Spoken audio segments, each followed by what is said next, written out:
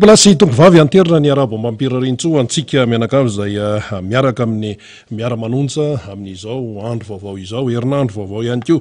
Alatsinainy 18 septambra 2024 na ianao eto an-toerana na any ampitany ranomasina dia ananterana an'izay arabo mampirarintso izay. Araba midika ho fiarahana sy fifamatorana ao anatin'ny fandarantsika izay aritra eo amin'ny ora roa sy sasany eo. Isaorantsika ilay nahary noho ny fitantanany sy ny fitahiny fa dia velona trapamonjena indray isika mianakavy ka dia tafaraka ao anatin'ity fandarana ity. Teknisianina tsy azo adonona fa isaorantsika ihany koa na ny eto amin'ny foibe zany na ny eo amin'ny radio mata na ny miparitaka manerana ny nosy.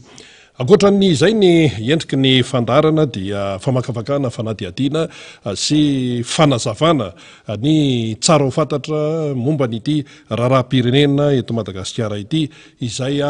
mafana dia mafana tokoa amin'izao fotoana izao ary lasa mampiasa saina ny olom-pirenena. Ary ankoatran'izay dia mbola ho avy eo ny mpamakafaka namana maro samihafa hitondra ny izay anjara-biriky zany ao anatin'ity hoe famakafakana sy fanazavana eto anivon'ny miara-manonja MBS ny radio mata ity.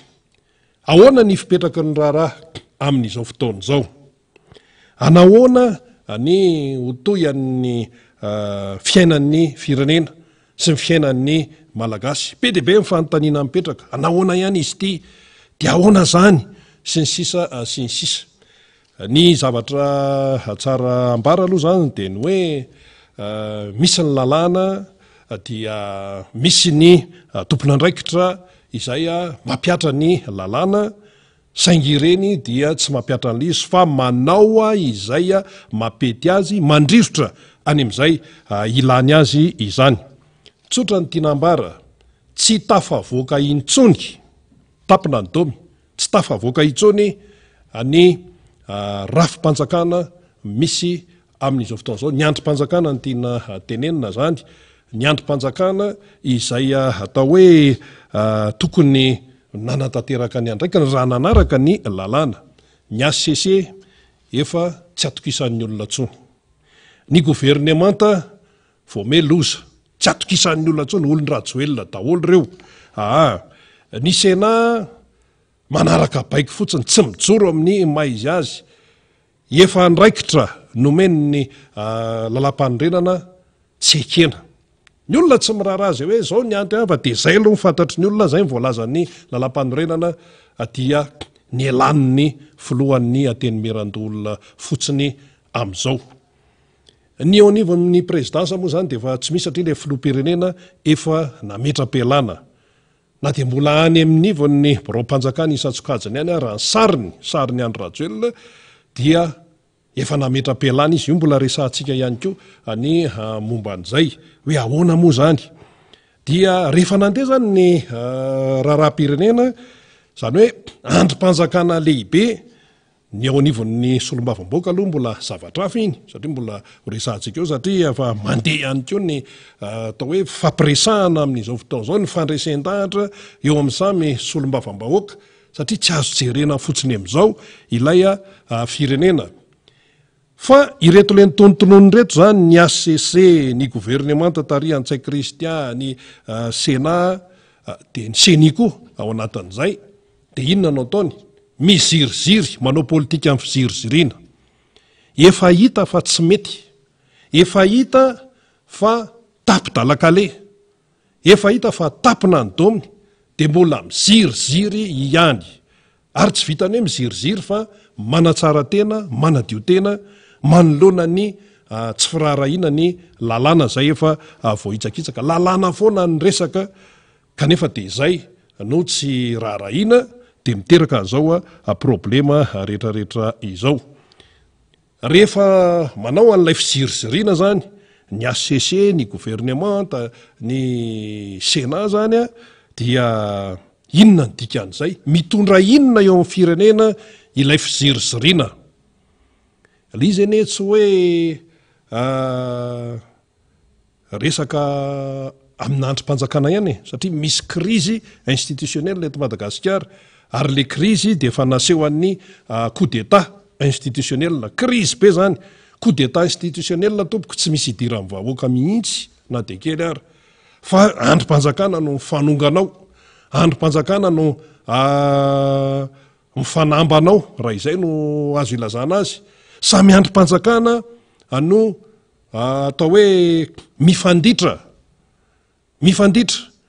misy any te ise hoe zay mbola zay no manana amin'ny fahefana no ianareo samy androm-panjakana io de ohatran'le tato amin'ny sena zao de hita mihitsy hoe tonga de namitsaka ny folohan'ny atenimeran-dolona nefa zahatra voalaza ny lalam-pandrena mazava tsara hoe izy no misana ny chef d'état par intérim rehefa mametra-pialana ny filoham-pirenena le filoham-pirenena nametra-pialana fa izy ihany ko mbola resaka hafa ihany ko ny am'le hoe izy tsy gasy fa frantsay ihany rajoela ary namafisany tany frantsa zany tsy tokony isy resabe intsony amin'izao fotoana izao fa lasa mampisy resabe satria le numéro 3 ao anatin'ny bulletin unika iny lasa miteraka problema ka mivondry ny candidat tsy manaiky an'izany ny firaisankina ny candidat tsy manaiky an'izany ahoana moa no hifaninanana amin'ny olona izay tsy gasy ahoana moa no hifaninanana amin'ny olona izay manao itsin-dalana tsy manaja lalàna ny rehetrarehetra manaja ny lalàna velona tompoko zay ny reo firaisankina ny candidat reo miezaka ny manaja ny lalàna eto amin'ny firenena ny lalam-pandrenana fa misy anankiray le numéro 3 zany de hoe zao mapety za stratégie za manana stratégie politique fangara manana stratégie politique de tsy anaraka ny lalam-pandrenana efa firy zay fa nitsakisana ny lalam-pandrenana zay ka mahatonga ny zao zahatra rehetrarehetra zao zany dia io tsy fanajana lalàna io de otsika hoe miziriziry ny ACC zao hita hoe miziriziry ny gouvernemanta ihany ko zay tsy voafidim-bahoaka fa olom-botendry ary izany nanendry azy Iany Rajoelina no nanendry ny gouvernemanta tary Antsay Kristian fa hatramin'ny 2018 izy ny teo de mbola eo hatramin'izao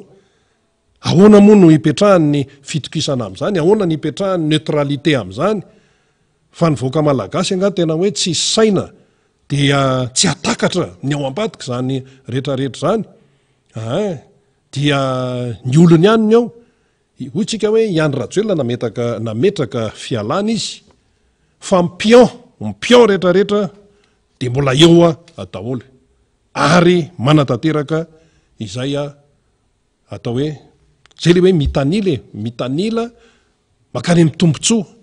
an'ny olona anankiray ho tombontsoana toko anankiray ny tombontsoana olona anankiray zay ny fipetraka io raharaha io ka lay fizirizirina zany tonontsika teo ny ACC ny gouvernemanta ny gouvernemanta moa zany zao de miteny hoe zay no eto kanefa le gouvernemanta mibaiko ny folo alin-da akoatra ny zavatra taony ihany mibaiko ny folo alin-da kanefa le gouvernemanta tsy crédible ny ACC fa tsy crédible intsony raha ny teneno ny firaisankina ny candidat zany tsy crédible fa tsy atokisan'ny olona ko ina maha-crédible an'izany ianao tsy atokisan'ny olona intsony noho ny fantikan-dalàna noho ny tsy fijoroana amin'ny tena hoe mampitsara zany zay le izy mbola mipetraka ihany ko zany zao le hoe tena ahoana tsara ny tena lanja sy ny asina sy ny atao hoe valeur eo amin'izany ny tontolo mpitsarana eto Madagasikara zany io zahatra miseho amin'ny ACC io anie dia lasa ny fianakaviamben'ny fitsarana voatonontonona satria resaka fitsarana le izy raha iresaka ACC fotsiny zany sika satria amin'ity resaka hoe ahoana moa zany nanekenan'ity candidat ny Iany Rajoelina zay frantsay ity fa hoe modina tsy hita ve ka tsy afaka amin'io mihitsy ny fitsarana avy momba ny lalam-pandrena satria ry zareo efa nahafantatra an'io raha tsy hitany ve reny efa fitenenana maro be ny any Frantsa efa miteny ny eto efa pahilalana firy no ny teny misy an'izao ane ny kahan'ity Iany Rajoelina ity farafaratsa zany de hoe oka aloha zany raha izay mifandehany aleo aloha jerena manokany ity kahan'ity olon'ity mombamomba azy fa nyteneny ny fitsarana momba lalam-pandroena de tsy zay io fa ny anay dossier ny tonga eo aminay fa any amin'ny fitsarana ambaratonga voalohany ihany mame an'izany certificat de nationalité zany sinsisa de lizy moa mbola nitatra indray taty amin'ny filohan'ny Sénat zany hoe za tsy anao ozy ny filohan'ny Sénat za tsy andray an'le andraikitra de miteniny tato amin'ny ACC hoe ka rehefa tsy anao ary izy noho ny antony manokana inona no azo atao eo sinsisa ny lalàna de fa rehefa inona moa zany le ACC no miteny hoe tsy ekena rehefa misy fitoriana marobe tonga ao amin'ny ACC ao tsy ekena daholo tsy ekena fa rehefa ny filohan'ny teny-merandoolona no miteny hoe za tsy anao dia ny ekena rehefa inona zany fijerin'ny olon-tsotra zany rehefa inona zany dia tsy ekeniny eo nivon'ny fitsarana momba lalam-pandrenana ny atao hoe fitarainana raha hoe raisina amin'izay zany hoe fitoriana satria nisy fitoriana tonga tany tsy ekena satria zany hoe tsy manaraka ny lalàna zay ny izy satria ny lalàna no miresaka tsy ekena ny fitorianareo ohatra hoe fanirisoa zao nefa fitoriana tao amin'ny ACC tao de tonga de tsy ekena fotsiny zao de hoe tsy manaraka ny lalàna sinsisa fa hery manana razava maefa tsy nanaiky ny andraikitra zay nomeny lalam-panorenana azy de ny ekena azo ny fitsarana avy momba lalam-panorenana natao mihitsy no nizingizana hoe io no voasoratra ny lalàna dia tsy azo ekena ny tsy fanekenao mandray an'io andraikitra io fa de zay ny lasa mahatonga ny sainy olona hoe mieritreritra hoe misy complice ao misy resaka ambadika ao fa io zany tsy tsotsorina fotsiny hoe ka izy tsinona milaza hoe ny filohan'ny Sénat io zany hoe nilaza hoe noho ny antony manokana fa gany ny lalam-panorenana azo atao an'izany na everina raha hoe tsy nianatra lalàna ny sarambabem-bahoaka eto Madagasikara tsy nianatra lalàna ny sarambabem-bahoaka fa ny manao droit ihany ny mianatra lalàna fa tsy midika akory zany hoe tsy mahay mamaky teny ny malagasy ka tsy mahafantatra ny hevitra io soratana ao anaty lalam-panorenana io tandremy tsara tsy nianatra lalàna ny akamaroany malagasy fa zay nianatra lalàna nakeny amin'ny ambaratonga ambony manaraka ny lalam-piofanana lalàna ny droit nianatra lalàna fa ny ambo zany tsy nianatra an'izay fa ireo malagasy tsy nianatra lalàna ireo tompoko dia mahay mamaky teny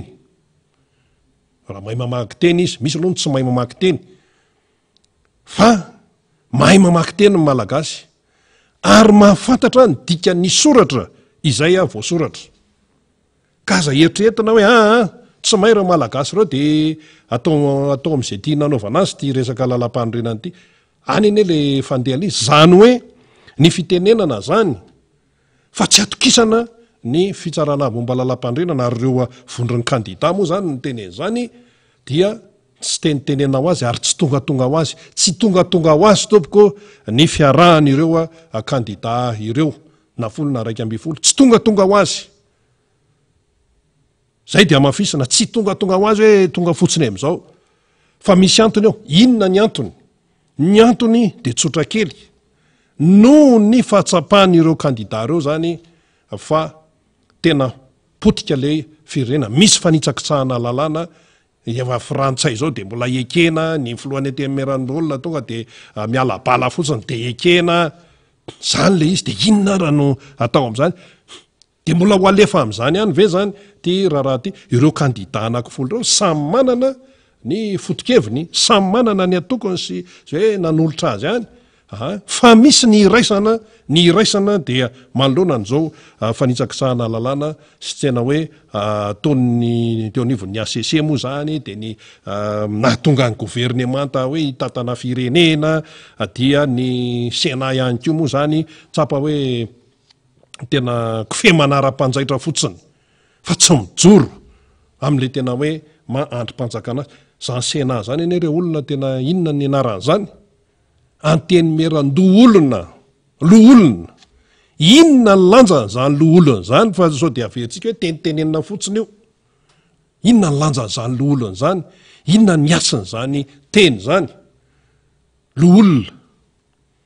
raha ny am-piangonana izy roatra eo nivon'ny FJKM zao any amin'ny fitandremana isan'isany any misy ny antsoina hoe loolona zany raha ny amin'ny FJKM dekony efa navita ny asany tamin'ny mandat zany fa misy fera taona moa izy io dia avy eo miakatra ho loolona zany hoe ray aman-dreny ny dikan'izany inona koa zany ray aman-dreny mandositra didy zany satria izay io nataony ny filohan'ny Ateny Merandolo io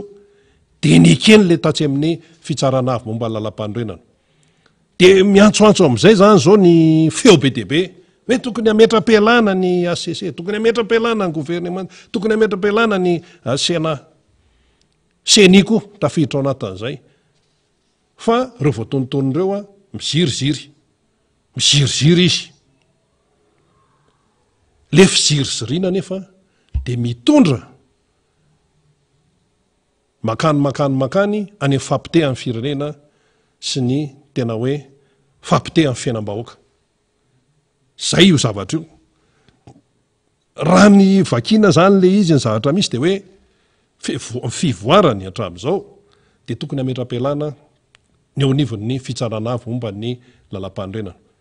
ny aty amin'ny vondron'ny candidat zay tsy manaiky an'izao toe-javatra zao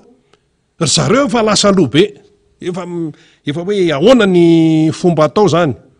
satria le ACC efa tsy crédible ahoana ny fomba atao amin'ity resaka hoe gouvernemanta mandray andraikitra eto amin'ny fireneny ity kanefa olom-boatendry zay olony any Rajoelina ihany ny any amin'ny Sénat koa de hoe ahoana ny momba an'izany rehetrarehetra izany ary io tsy mivondron'ny candidat ihany fa efa hitantsika ny mpampianatra ambony ny sesesy nendry-zareo raha tena masika de masika mihitsy amin'ny fanambarana ny FFKM zay antsoantsona mihitsy amin'izao fotoana zao satria mbola eo ray aman-dreny an'izany FFKM zany ary efa namafisin'ny tantara zany fa rehefa misy krizy eto amin'ny firenena dia mijoro foana ny FFKM misy mantsy manakikihana ny FFKM olona tsy mahay tantara angamreny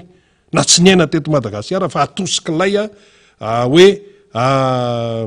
voatotohana ny tompontsoany na hoe mahatsiaro izy hoe ohatra ny to tena manakikihana ny Andry Rajoelina ne zany ny FFKM matopoko tsy manana candidat ny FFKM matopoko tsy manana fironana amina atoko politika fa ny an'ny FFKM de tsotra tsy hoe misolo vavan'ny FFKM akory fa zay no izy ny an'ny FFKM maray mandre mpiangonana azy de ny fampanjakana ny fahamarinana eto amin'ny firenena zay ihany ny foto-kevitra ka anjakan'ny fahamarinana ve zany zao ny ao anivon'ny ACC anjakan'ny fahamarinana ve zany zao ny gouvernement anjakan'ny fahamarinana ve zany zao ny ao anivon'ny Sénat ao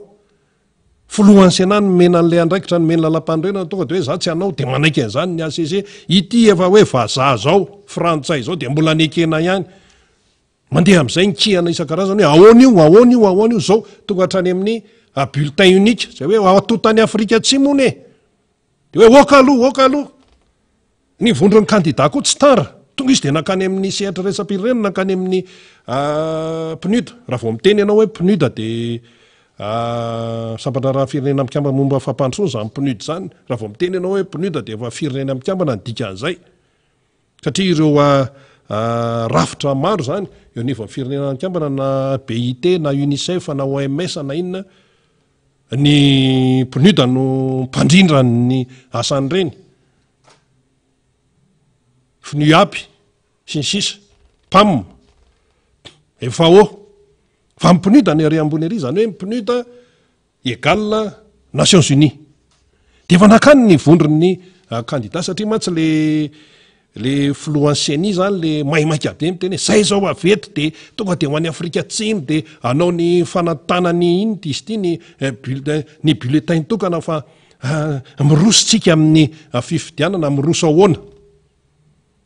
ny ato tsy vaovako hoe iroso ahoana ary le fizirizirina tompoko le fizirizirina le tsy fanekenany tsy fetezana dia mamono ny malagasy manapotika firenena io fizirizirina io le izy ane zany mbola atreto de mbola hoe andrasana zany mba hoe fahatongava-tsainy ireo voakasika ity raharaha ity hafa mihitsy mantsy zay tena hafa zay a hoe tena niasany fanahy masina ny gouvernemanta tarihan-tsai kristian ny eo aniva fitsarana momba lalam-pandrenana hoe mba miasa zany enona zany le feo feferitretana hoe tena tsy mety tsony ty tena tsy mety tsony tena tapina adomy fa aleo mametra-pialana fa mametra-pialana tsisy zany hoe tsy azo soloany zany ary zany nampianariny ny candidat numéro 5 ny président Marc Ravalomanana rehefa mitondra fanazavana izy zay moa anisany nampianarina zany hoe ny olona anankiray rehefa tsy vahaolana de lasa problema rehefa tsy solution ny olana anankiray eo amin'ny sehatra izay aiarahana aminy de lasa problema rehefa tsy vahaolana ny olona anankiray de lasa olana samy mijoro ao zay milaza hoe diso zany iza masamy laza fa hoe diso zany candidat numéro 5 ny président Marc Ravalomanana no miteny an'izay rehefa tsy solution ny olona anankiray de problema rehefa tsy vahaolana ny olona anankiray dia teraka olana ka zay io zahatra misy eto amin'ny firenena io ny ACC zany zao raha raisina ma hoe androm-panjakana azy mbola mitondra vahaolana eto amin'ny firenena ve ny fitsarana momba lalam-pandrena am'izao iainantsika zao zany samy mijery daholo misokafo ny masotsika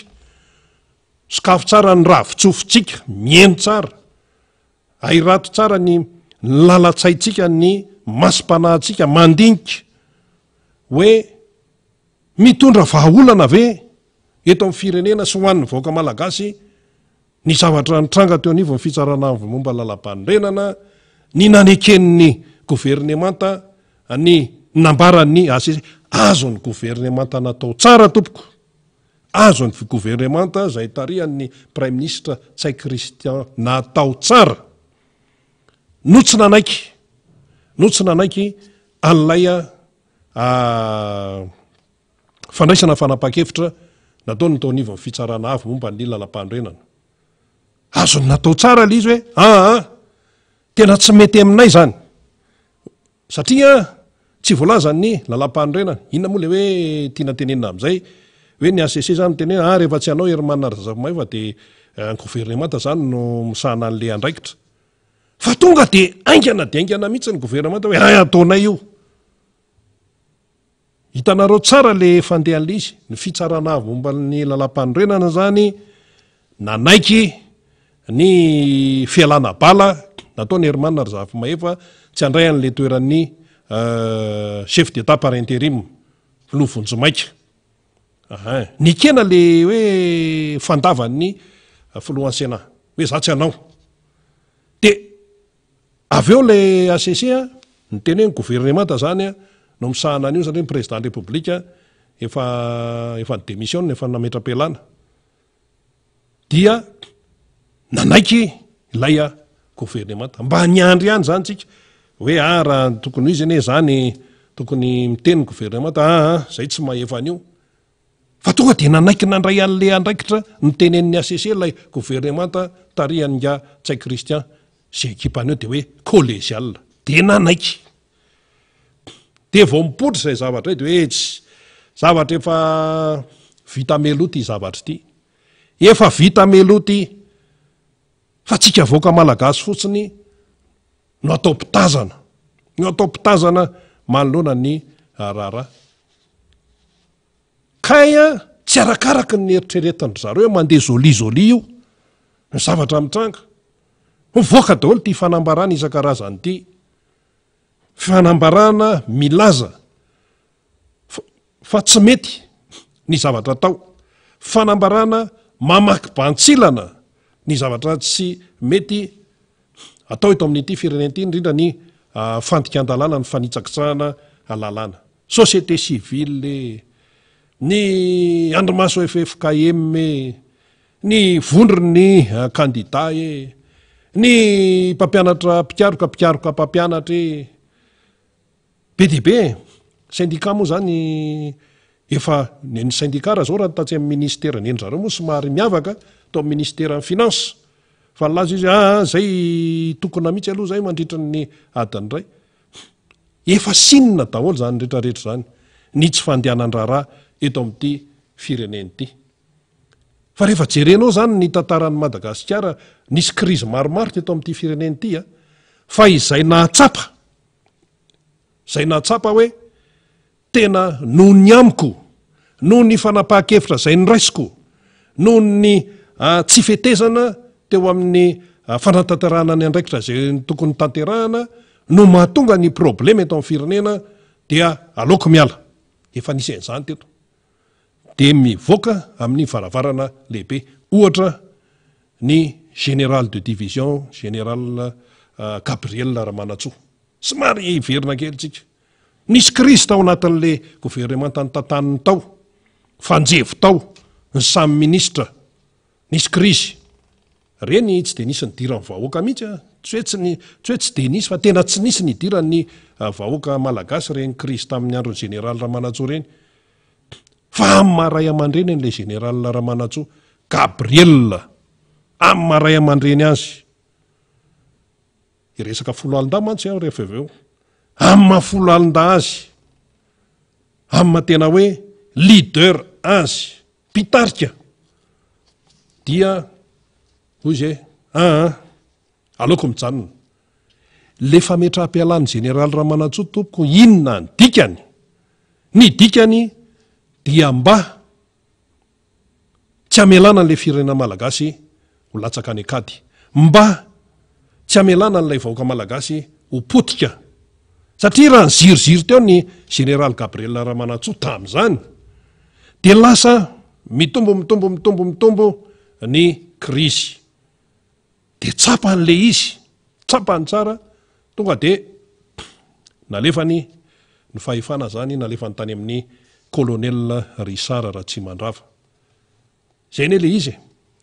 le fametraha-pialana zany manoloana na krizy dia tena midika ho fahambonitsaina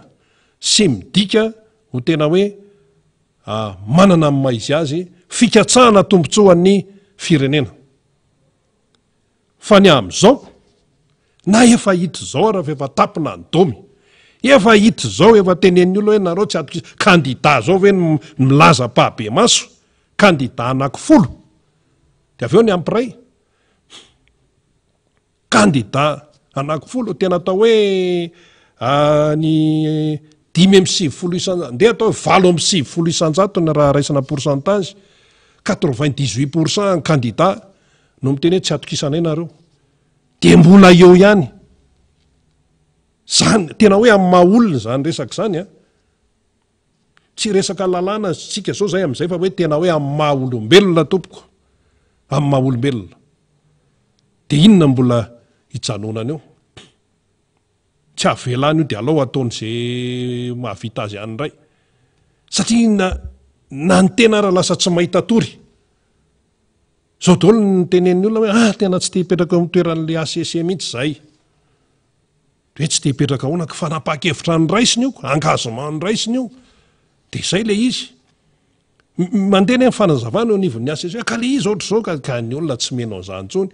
fa ianao raha vao nanaiky an'ity frantsay vazaha ty dia efa ozy ny olona hoe tsy ao zany ianao raha voa nandefa n'ilay fahefana nakany amin'ny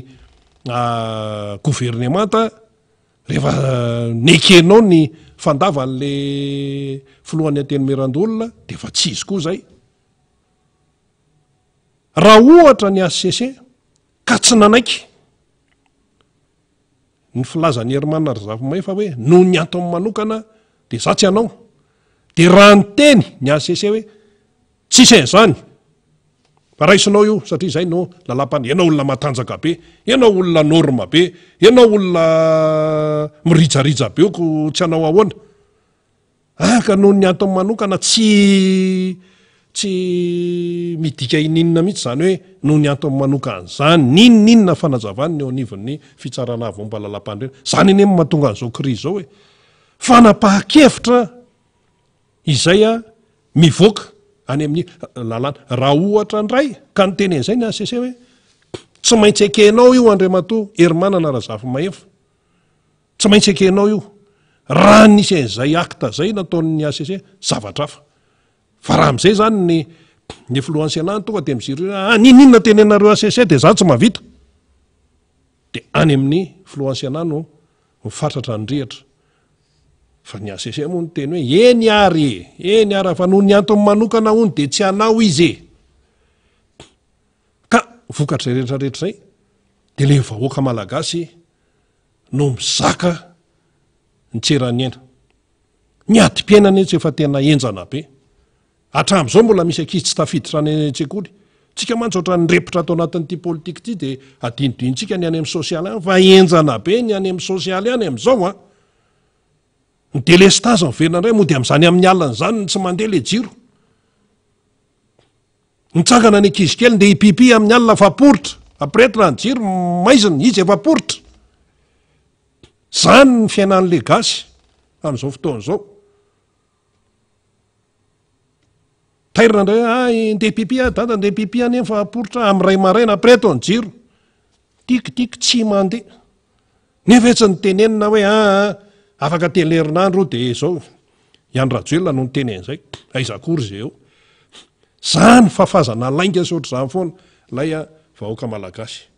ka le fizirizirina zany ny tiatsika tenenina ny tsy mety miala nefa efa tapina ny doma efa tsisy kiletsona ozy ny fitenenana efa tokony hoe mametra-pialana aminay impony mbola tsy zany aloha hatreto mbola tsy zany hoe aminay impony ve tsy manatanteraka an'izany izy fa mineo ihany aloha efa voatazony ity tsy amelany ity sy ny sisa fa raha ohatra hoe tena mpanao politika marina raha tena mitsinjo marina ny tombotsoan'ny vahoaka malagasy de manaotra ny général Gabriel Ramanatsoa fa tsy eo mitapikitra eo ozy moa le fitenenan'le nentoana izay hoe mitokizihatra mitokizihatra eo efa tsy mety eo ihany le vahoaka te efa misavoritaka de rehefa misavoritaka de mandrangaranga mpitandro ny filaminana tamin'ny faran'ny herinandro tao atahoinina zao re mpitandro filaminana eraky ny tanàny reny eraky ny 13 mai hoe nisy feo nandehony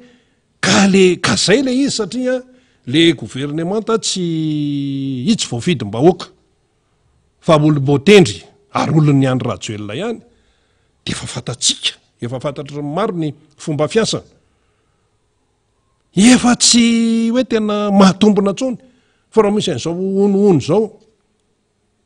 feo miely de tonga de alefa daholo ty ampitandro ny filaminany ity manoatra noho ny amin'ny Palestina fa nga eto Madagasikara Palestina ny eto Madagasikara resaka hoe fanitsahana lalàna sy tsy fanarahana lalàna no miteraka ny olana hitsazokazy ary manao toy vakana io zavatra io de mbola tsy tonga saina ihany ve zany reto le androm-panjakana voatonotony rehetra hoe ao ny ACC ao ny gouvernemanta ny Sénat manoloana zareo ve de tsy mba meno ny opinion publique amin'izao ny resaka eny anivo ny fiarahamonina sady any anaty birao any fotsiny de any anaty 4 any de hoe tsisy raharaina ihany zany nefa le vahoaka malagasy tena efa tena sahirana isika efa tena difitra ny fahantrana nefa difitra ny fahantrana mbola riata ny crise institutionnelle mbola miaina ny vokatry ny coup d'état institutionnelle de ahoana moa zany le malagasy de ndana ny tany io mibanky fohy be nanahoana ny lanjam-bola ny ariary tao anatin'ny embolana voalohany ny embolana faranty nanahoana io tsisy resaka hoe olon'ny atoko politika zao na olon'ny atoko politika zao fa tena resaka teknika zany resaka banque centrale zany katsy fotsiny natao de zay de mitendry zareo tena niendanja ny ariary niendanjany ariary ki inonako normal be zany ozy izy tonton mota infandrona ny etanao tsy mandeha am'zelone ny vanille anao amba ambera tsy resaka afa-tsy zay inona anao tao eto iny député Jerry Randrembolay na efa mipopotra mitsirotsirika eo ambadika eo fa hiditra izy rehefa aveo tsy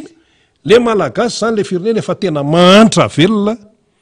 mbola tratran'ny krizy zay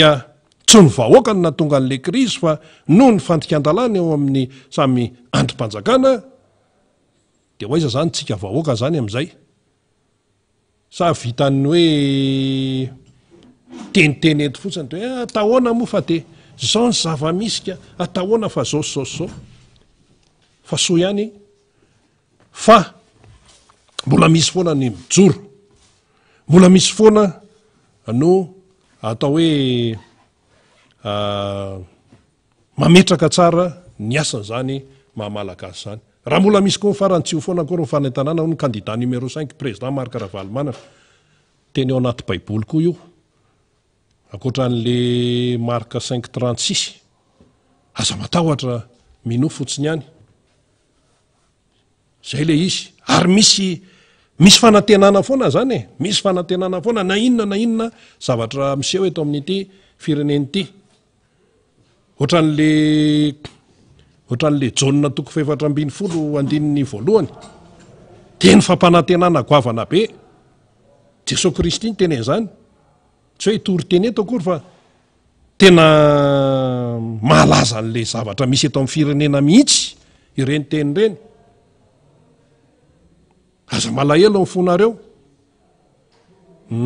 minoan'Andriamanitra de minoa ako ohatra zay le izy any amin'ny jauna toko 712 andininy voalohany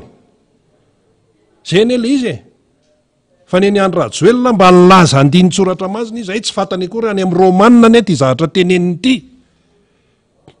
any amin'ny romanina iny le nitenen'le tsy fantara tonga de nitoko sy andiny niteneny le tao palais des sports ny anana daholo le mpanatrika hoe aiza misy an'izany aiza misy an'izany zay le zavatra miseho eto amin'ity fireneny ity ka hoy tsika hoe le fizirizirina de mitondra any amin'ny fampitehan'ny fiainam-bahoaka sy ny firenena amin'ny ankapobeny zay fa soa ihany fa misy ny mijoro zao zany zao dia mitodika makany amin'ny solombavam-bahoaka mason'ny olona teo izy hafa eo ihany koa ny fivondronam-beny ny candidat zany ny candidat président de république zay tsy manaiky an'izao zavatra miseho zao de ny eo an'ny solombavam-bahoaka ao tsy mipetrapotsiny koa zay le tiantsika teny hoe misy foana ny mijoro sy maneho ny fitiavan-tanyrazana na eo ara iretsy le tena miziriziry sy ny hoe tena hoe zay ny tompo menakely tamin'ny andro fahampanjaka nisy an'izany tompo menakely zany reo tompo menakely zany lay mpiara-mikonikonina ao an-dapo ao na efa tsy mety zao ary ny ataon'le mpanjaka tam'izany de eo ny tompo menakely mipasoka sy miboroso ozy tsika hoe alefao fa mety io ndray tsisy miala eto rasta fomba fiteny zany tsisy miala eto rasta fa ena tanatsaky ty tsy avotsitra intsony ninona zavatra miseho Andry Rajoelina moa efa nilaza mihitsy izy tena no ny teny hoe zato stratégie de efa manomboka zany zao le stratégie apetrany hoe tsay Christian tao ato zao ny filohan'ny antemeran-dolona tsy mahazo mandray an'io de ny ACC manamasina fotsiny de zao zay ny zany le izy ka tsy azo atao an'izany ty raha ty fa fiainam-pireneny ty malagasy zany ho atao sorona eto satria lasa sorona zao ny isika malagasy zao tena lasa sorona mihitsy lasa sorona de ho hitantsika eo ny ataon'ny solombavam-bahoaka satria fa tena fampiresaka izy ireo fampiresaka ary ny solombavam-bahoaka de olom-boafidy la ho avy eo ny solombavam-bahoaka sationany rehefa avy eo député Jerry Randriambolaina zay voafidy tamin'ny alalan'tiko Madagasikara tao amin'ny distrikana Avaradrano ho avy eo izy hiteny satria tsy mitovy ny olom-boafidy sy ny olom-boatendry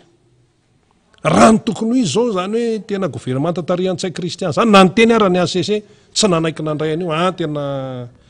oka aloha fa tsy mety le izy fa de nanaiky toerana ve sa inona sa ahoana Andriamatoa-tsay Kristian nefa raha hoe ny cursusny zany mafantatra tsara ny hoe ahoana zany resaka fitantanana zany izy moa be tsy miteny iny izy nefa nitatana Solima tamin'ny fotoanandro zany andraikitra be zany izy ene talohanna prime ministre azy olon'ny sehatra raisam-pirenena tao BIT birao raisam-pirenena momban'ny asa tao izy andraikitra goavana zany tontolon'ny asa tsy atory vanjodina amin'izany tsy hay Kristy fa manahoana ny tontolon'ny asa eto Madagasikara rehefa lasa prime ministre izy ohatra fotsiny zany nanahoana fa izy ity ne tsy hoe resaka hoe diplôma fotsiny sy ohatran'izany fa inona ny réalité inona ny tena zava-misy eto amin'ity firenena ity ka hoy isika hoe na eo aza zany le atao hoe problema misy foana ny mijoro raha mbola misy koa farany tsy ho foana mihitsy mifanentana tsy foana mihitsy ho fanantenana io nahoana indrindra ho an'ny olona manam-potoana sy ho an'ny olona mivavaka mahatoky an'Andriamanitra zay foana ny tenena teto hoe mivavaha fa le fivavahana koa akory tsy atao style fotsiny ka hoe rehefa tonga any Kristy zay vao mody hoe mahatsiaro an'izany Andriamanitra zany fa rehefa metimety indray le fiainana dia tsisy raraina an'izany Andriamanitra zany fa nga Andriamanitra pompier zay le izy na hoe rehefa metimety ny fiainana dia hoe tsisy mirara azy fiainana any fa ny atsika aloha zao ny atsika ihany efa mandeha ty fa rehefa tratra ny problema amin'izay mandeha olony misy mandrobatsy dia tena arovo zay Andriamanitra ao amin'ity alany ity fa nga Andriamanitra gardienao fa miainga aminao aloha i zavatra io dia zay le izy raha ty amin'ny raharam-pirenena hoe tena ilay asina mahamalagasy tsy maintsy loloavina tapony loha iny fa tsika aloha ny erany tsika ny tompony sehatra raisam-pirenena ne zareo eo eo izy fa isika aloha reny nataony ny candidat reny zany le nakany amin'ny PNUD zava-dehibe reny zava-dehibe mihitsy ny reny tsy maintsy ampahafantarina ny zava-misy marina ireto sehatra raisam-pirenena reto satria misy manome abobo koa ry zareo tena mety mihitsy ny fiara-miasa amin'ny any ivelany sisy ary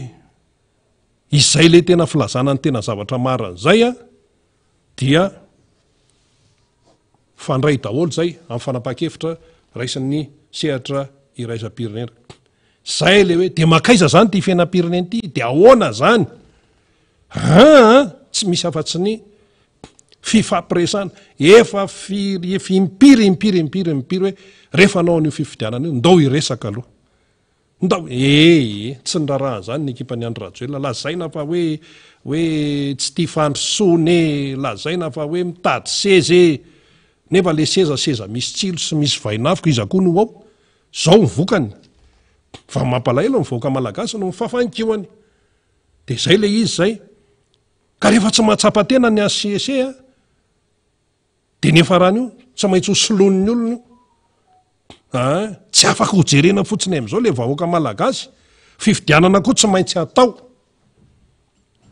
zay tsy miteny hoe zao hoe zao ny makatsa ny makary fa ny fifidianana manaiky an'izay tsy maintsy amin'ny alalan'ny fifidianana madio sy mangarahara oekendre kinona ny fifidianana madio sy mangarahara eo raha ny olon Rajoelina ihany eo mitatana ny firenena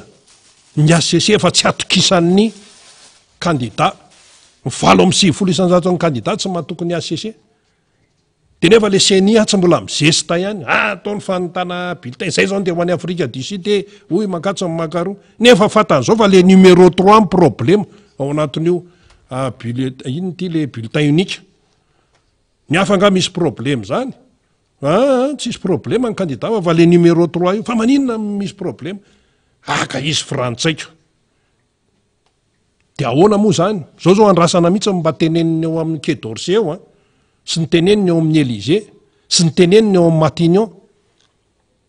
androm-panjakana any Frantsa daholo zany fa ty olona tsona hoe Andry Rajoelina ity de efa voafatotry ny lalànareo frantsay efa mifatorana izy efa nanaiky no fatorany ny lalàna frantsay ka olona voafatotra ve no andeha hiazakazaka eo amin'ny toeran'ny président république normal be reto candidat ireto zany raha miteny zasaina mifaninana kory io fa tsy izy io frantsay ve no ifaninana eto akoatra ny resaka tantara sy ny resaka tany aloha tany tsy mety zany ary ny fanehonkevitra any frantsa dia milaza mazava mihitsy hoentin'ireo mpanao gazety frantsay hoe tena tsy izy tokoa ane zany any Madagasikara zany ary ampitaina ny zavatra miseho any Afrika hafa kely mihitsy ny eto amintsika eto Madagasikara tena hafa kely zay angamba manosy atsika koa ka tena hafa kely ny zavatra misy eto coup d'état institutionnel ny misy ary tena misy chef d'orchestre misy chef d'orchestre ka le vahoaka zany amin'izay fotoana zay dia eo izy ahoana ary ty mba misy olon-dehibe ve eto amin'ny firenena sa tsy misy olon-dehibe misy olon-dehibe eto misy olon-dehibe eto ary misy olona tia tanindrazana eto misy olona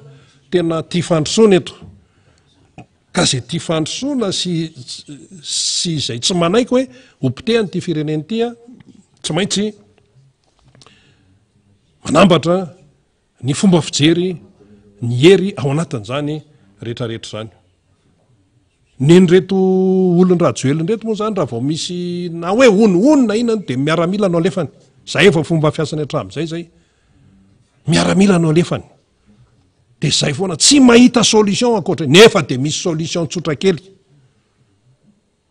miaramila le fahaso any anaty any anelakelan-trano any ny mpitandro filaminana mantsaka be zao ny tsy fandripahalemana alefaso any fa tsy hoe raha vao manina kely dia io feno camion sy ny sisa reny efa vokatry ny tsy fatokisa-teny reny ary miapangatena amin'ny zavatra tsy mety izay atao fa teto ane raha samy hoe narahana amin'ny atsipiriany ny lalam-panorenana tsy oatra zao nefa raha ny fiainany gasy tsy oatra n'izao fa izany tsy nanaraka ny lalam-panorenana nefa nanao fianianana zany hoe fianianana tsisy baiboly koa aloha tsy dia natao mahagaga ihany raha zao ny résultat ianao manao fianianana nefa ny ianao mihitsy manitsakitsaka ny lalam-panorenana dia avy eo dia hoe efa hitsahanao le lalam-panorenana gouverneur ahoana dia ireny dia neken'ny ACC koa reny fanendrena gouverneur reny tadidiko mihitsy iny le hoe resaka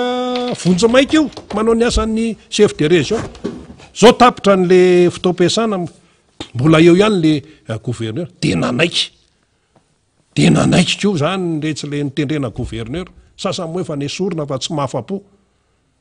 efa fantikan-dalàna dia le ACC dia mijery fotsiny ka tsisy an'izany za hoe rafitra tsy azo soloana zany indrindra manoloana ny crise eto amin'ny firenena izany hoe folo alin-da tena azo antoka mihitsy amma hoe famakafakana no atao fa tsy ny folo alin-da zato isan-jato ny manaiky an'io amin'izao zahatra hoe fantsana lalàna folo alin-da zany tompoko ny tena hoe voalohany amin'ny fanajana ny lalàna ny zandary mara hoe tanindrazana sy lalàna ihany fa raha ohatra ianao zany minimikipy manoloana nefa zavatra tsy mety izay le tena zava-doza dia ny nefarana tsy maintsy ny any amin'ny vahoaka zay tompony fahefana any amin'ny vahoaka zay tompony fahefana no tsy maintsy hiafaran'ny resaka sy ny fanapahan-kevitra hoe efa tsy izy kosy ty efa tena mihoatra mety koso zao ty hojerena fotsiny amin'izao hoe la izy zay mahatonga mivondro ny candidat anao ny firaisan-kina ny ao ny solom-bavamboaka ihany ko efa mandeha ny resaka be dehibe any amin'ny fanatonana sy ny sisa zava-dehibe zany fa le tompontsoam-bahoaka mila jerena miarabany namana faniry razafy manatany fatazanao ihany ko ny député Jery Randriambolaina dia mena namana faniry indray raha aloha zany ny fanohizana ny resaka manoloana an'izay raha-pirenena izay dor namana faniry eny ary dia misaotra sady miarabany rina miarabany onza sy faly sy ireo namana miaraka aminy ao ambadika ao misy mpanao gazety mianadrara, misy teknisiana mianadrara, mpanetana mianadrara, cadreur mianadrara maromaro satria de malalaka am'izany moa ny orinasa tserasera fahita lavitra onjam-peo MBS de arabaina ireo tanora lasy vavy ao ambadika ao zany akoatran'izay ianareo zay manaraka mifandarina eto atoerana sy any ampitan-dranomasina indrindra ny namana tsy mafoy eo amin'ny radio mata arabaitsika izy ireo zany izy telo mianada i malala vavitokana i nomsa valisono menjanary ary robena de arabaina ianareo eny ambony eny zany namana teknisiana zay mampita ny fandaratsika naizanaiza toerana misy atsika de arabaina avokoa amty fa 7 ny volana septambra ty ho anay fianakaviana moa zany 7 ny volana septambra zany andro manatantara ihany zany satria mba hatsiarovana le reniny teraka misy anko reo manana tsingeritaona sy nretraretra de arabaina ianareo toraka zany anko ireo zay mandalo fotoatsarotra am'izao fotoana zao ka voatery tsy maintsy natateraka didy amanandraikitra eo amin'ny fianakaviana de mahavitaratsy ho atsika rehetra satria ny fiainana moa tompoko tantely amam-bahona eny ary fampidirina fampitahana fitantsanany zava-misy nyresan'lena arabe mananjara teo fa etona aloha za ty apita ny ty vaovao ty satria nahazo vaovao avy any amin'ny commune Betatao distrikana Anjorbe fokotany miakadaza zay zany vaovao voaraitsika ontsa de ontsa mampalahelo satria raha ny fampitambavao nataony namana avy any dia herinandro lasa zay no nisy kidnapina tany am'izany distrika Anjorbe commune Betatao miakadaza izany raha ny fampitambavao tonga ty amiko dia maromaro ireo tratra ny kidnapina zany na hoe takalinaina zay nalain'ireo dahalo ary vola be anjato ny tapitrisa no takin'izy ireo am'izany kidnapina zany de mbola misomebiseby ny savoritaka ny fianakaviana hoe ahoana inona no atao marobe ny fanafian-dahalo fanafian-jolay etsy seroa vakotrano famonon'olona zavatra iaina fiarahamonina zany rehetrarehetra izany de mipetraka fanontaniana ny amin'ny hoe izy ara mba iahany reny vahoaka madinika ireny satria sokajiana ho madinika vahoaka lay tompahefana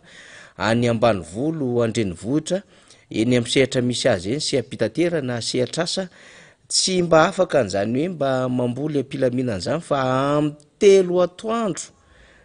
mbola tokony amokatra tsara mbola hanao ny asa fanondrahana mbola hiavahava madinidinika ny voly any an-tanimboly tokony mbola hikarakara tanimbary mbola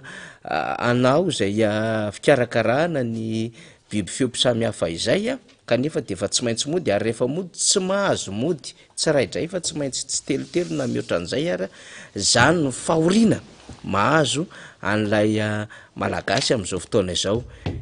andan'izay rehefa mijeritsika de ohatrany hoe mahity tsika tompon'andraikitra samihafa zay miandraikitra amin'ny fitandronan'ny filaminana milamimajara manao fitandronan'ny filaminana tanàn-dehibe ho an'ny hetsika ara-politika mazava ho azy tamy zomahalina teo moa zany zahay mbola naritraritra vao afaka namonjy fodiana tany hoany am' 12 alina tany hoany mihitsy tam'ro marainy ara moa satria mbola misy adidina trena de mbola afaka nivezivezy teto Antananarivo de gaga sy talanjona na andeha mihitsy tetsy Analakely tsika inona ny tena mouvement de paky an'reto olona reto de teo mihitsy nijery hoe atao ino reto fiara atao ino reto mpitandro filaminana marobe reto fa misy inony eto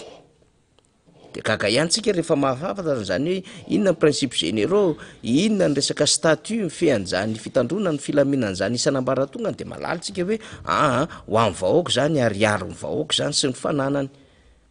fa tena efa miova mihitsy ny fandehan-javatra am'izao fotoana zao de lasa hoe lay androm-panjakana melo lalana n'le vahoaka de le vahoaka zany tompo-pahefana satria tsy mijoro ny androm-panjakana raha tsy mivahoaka manome fahefana de le vahoaka manome fahefana indray zany ny ohatrany hoe de tena ambonambon-javatra ho an'le fanjakana zany fa tsika mieritreritra ihany hoe misy manao ezaka anatin'le fitandrona ny filaminana arak'izay fianianana natao sy safidina ataony hoe hanompo tanindrazana fa tsy lavitra zany koa nefa reo mieritreritra zany fa adila fomba fijoro ara-politika fiainana ara-politika no zava-misy mihitsy ange efa nyteny am'ireo tompona andraikitra am'izao fotoana izao jerevokely falifetra mihetsiketsika amy tele misy nyteny mihitsy ny amin'ny zay de manao politika zay zay tsy manaiky fitondrana tsy ara-demokratika zany mipetraketo sy ny sisa nefa rehefa mijery anao tsy ara-demokratika inge le fanjakany ka hoana nytenenanao fa ny gouvernement am'izao fotoana zao de ara-demokratika raha ara-demokratika de nanaiky mifotokevitra demokratika zay nijorony ny fanjakana republikana amin'ny alala ny lalam-pandroena efa nailiky ny solombavam-bahoaka no mbola mifikitra amin'ny fahefana de izindray zany am'izao fotoana zao no mitatana n'le fahefam-panjakana de ao anaty mivampotoana ny teteza miditsika ankehitriny resaka am'za tokoa tsika fa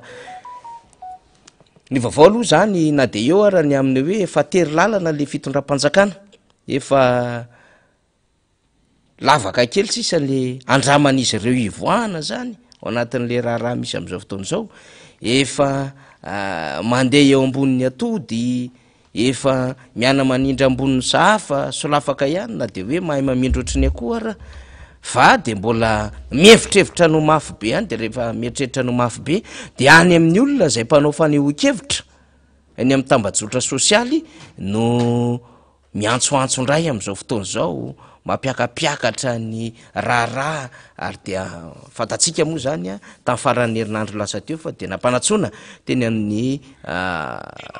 fanaovana fanadihadiana irandreantsotsi Silviana ifotsy tsotsy araky ny afantarany rehetra azy ao amin'ny tambajotra sosialy izy de anisan'ireo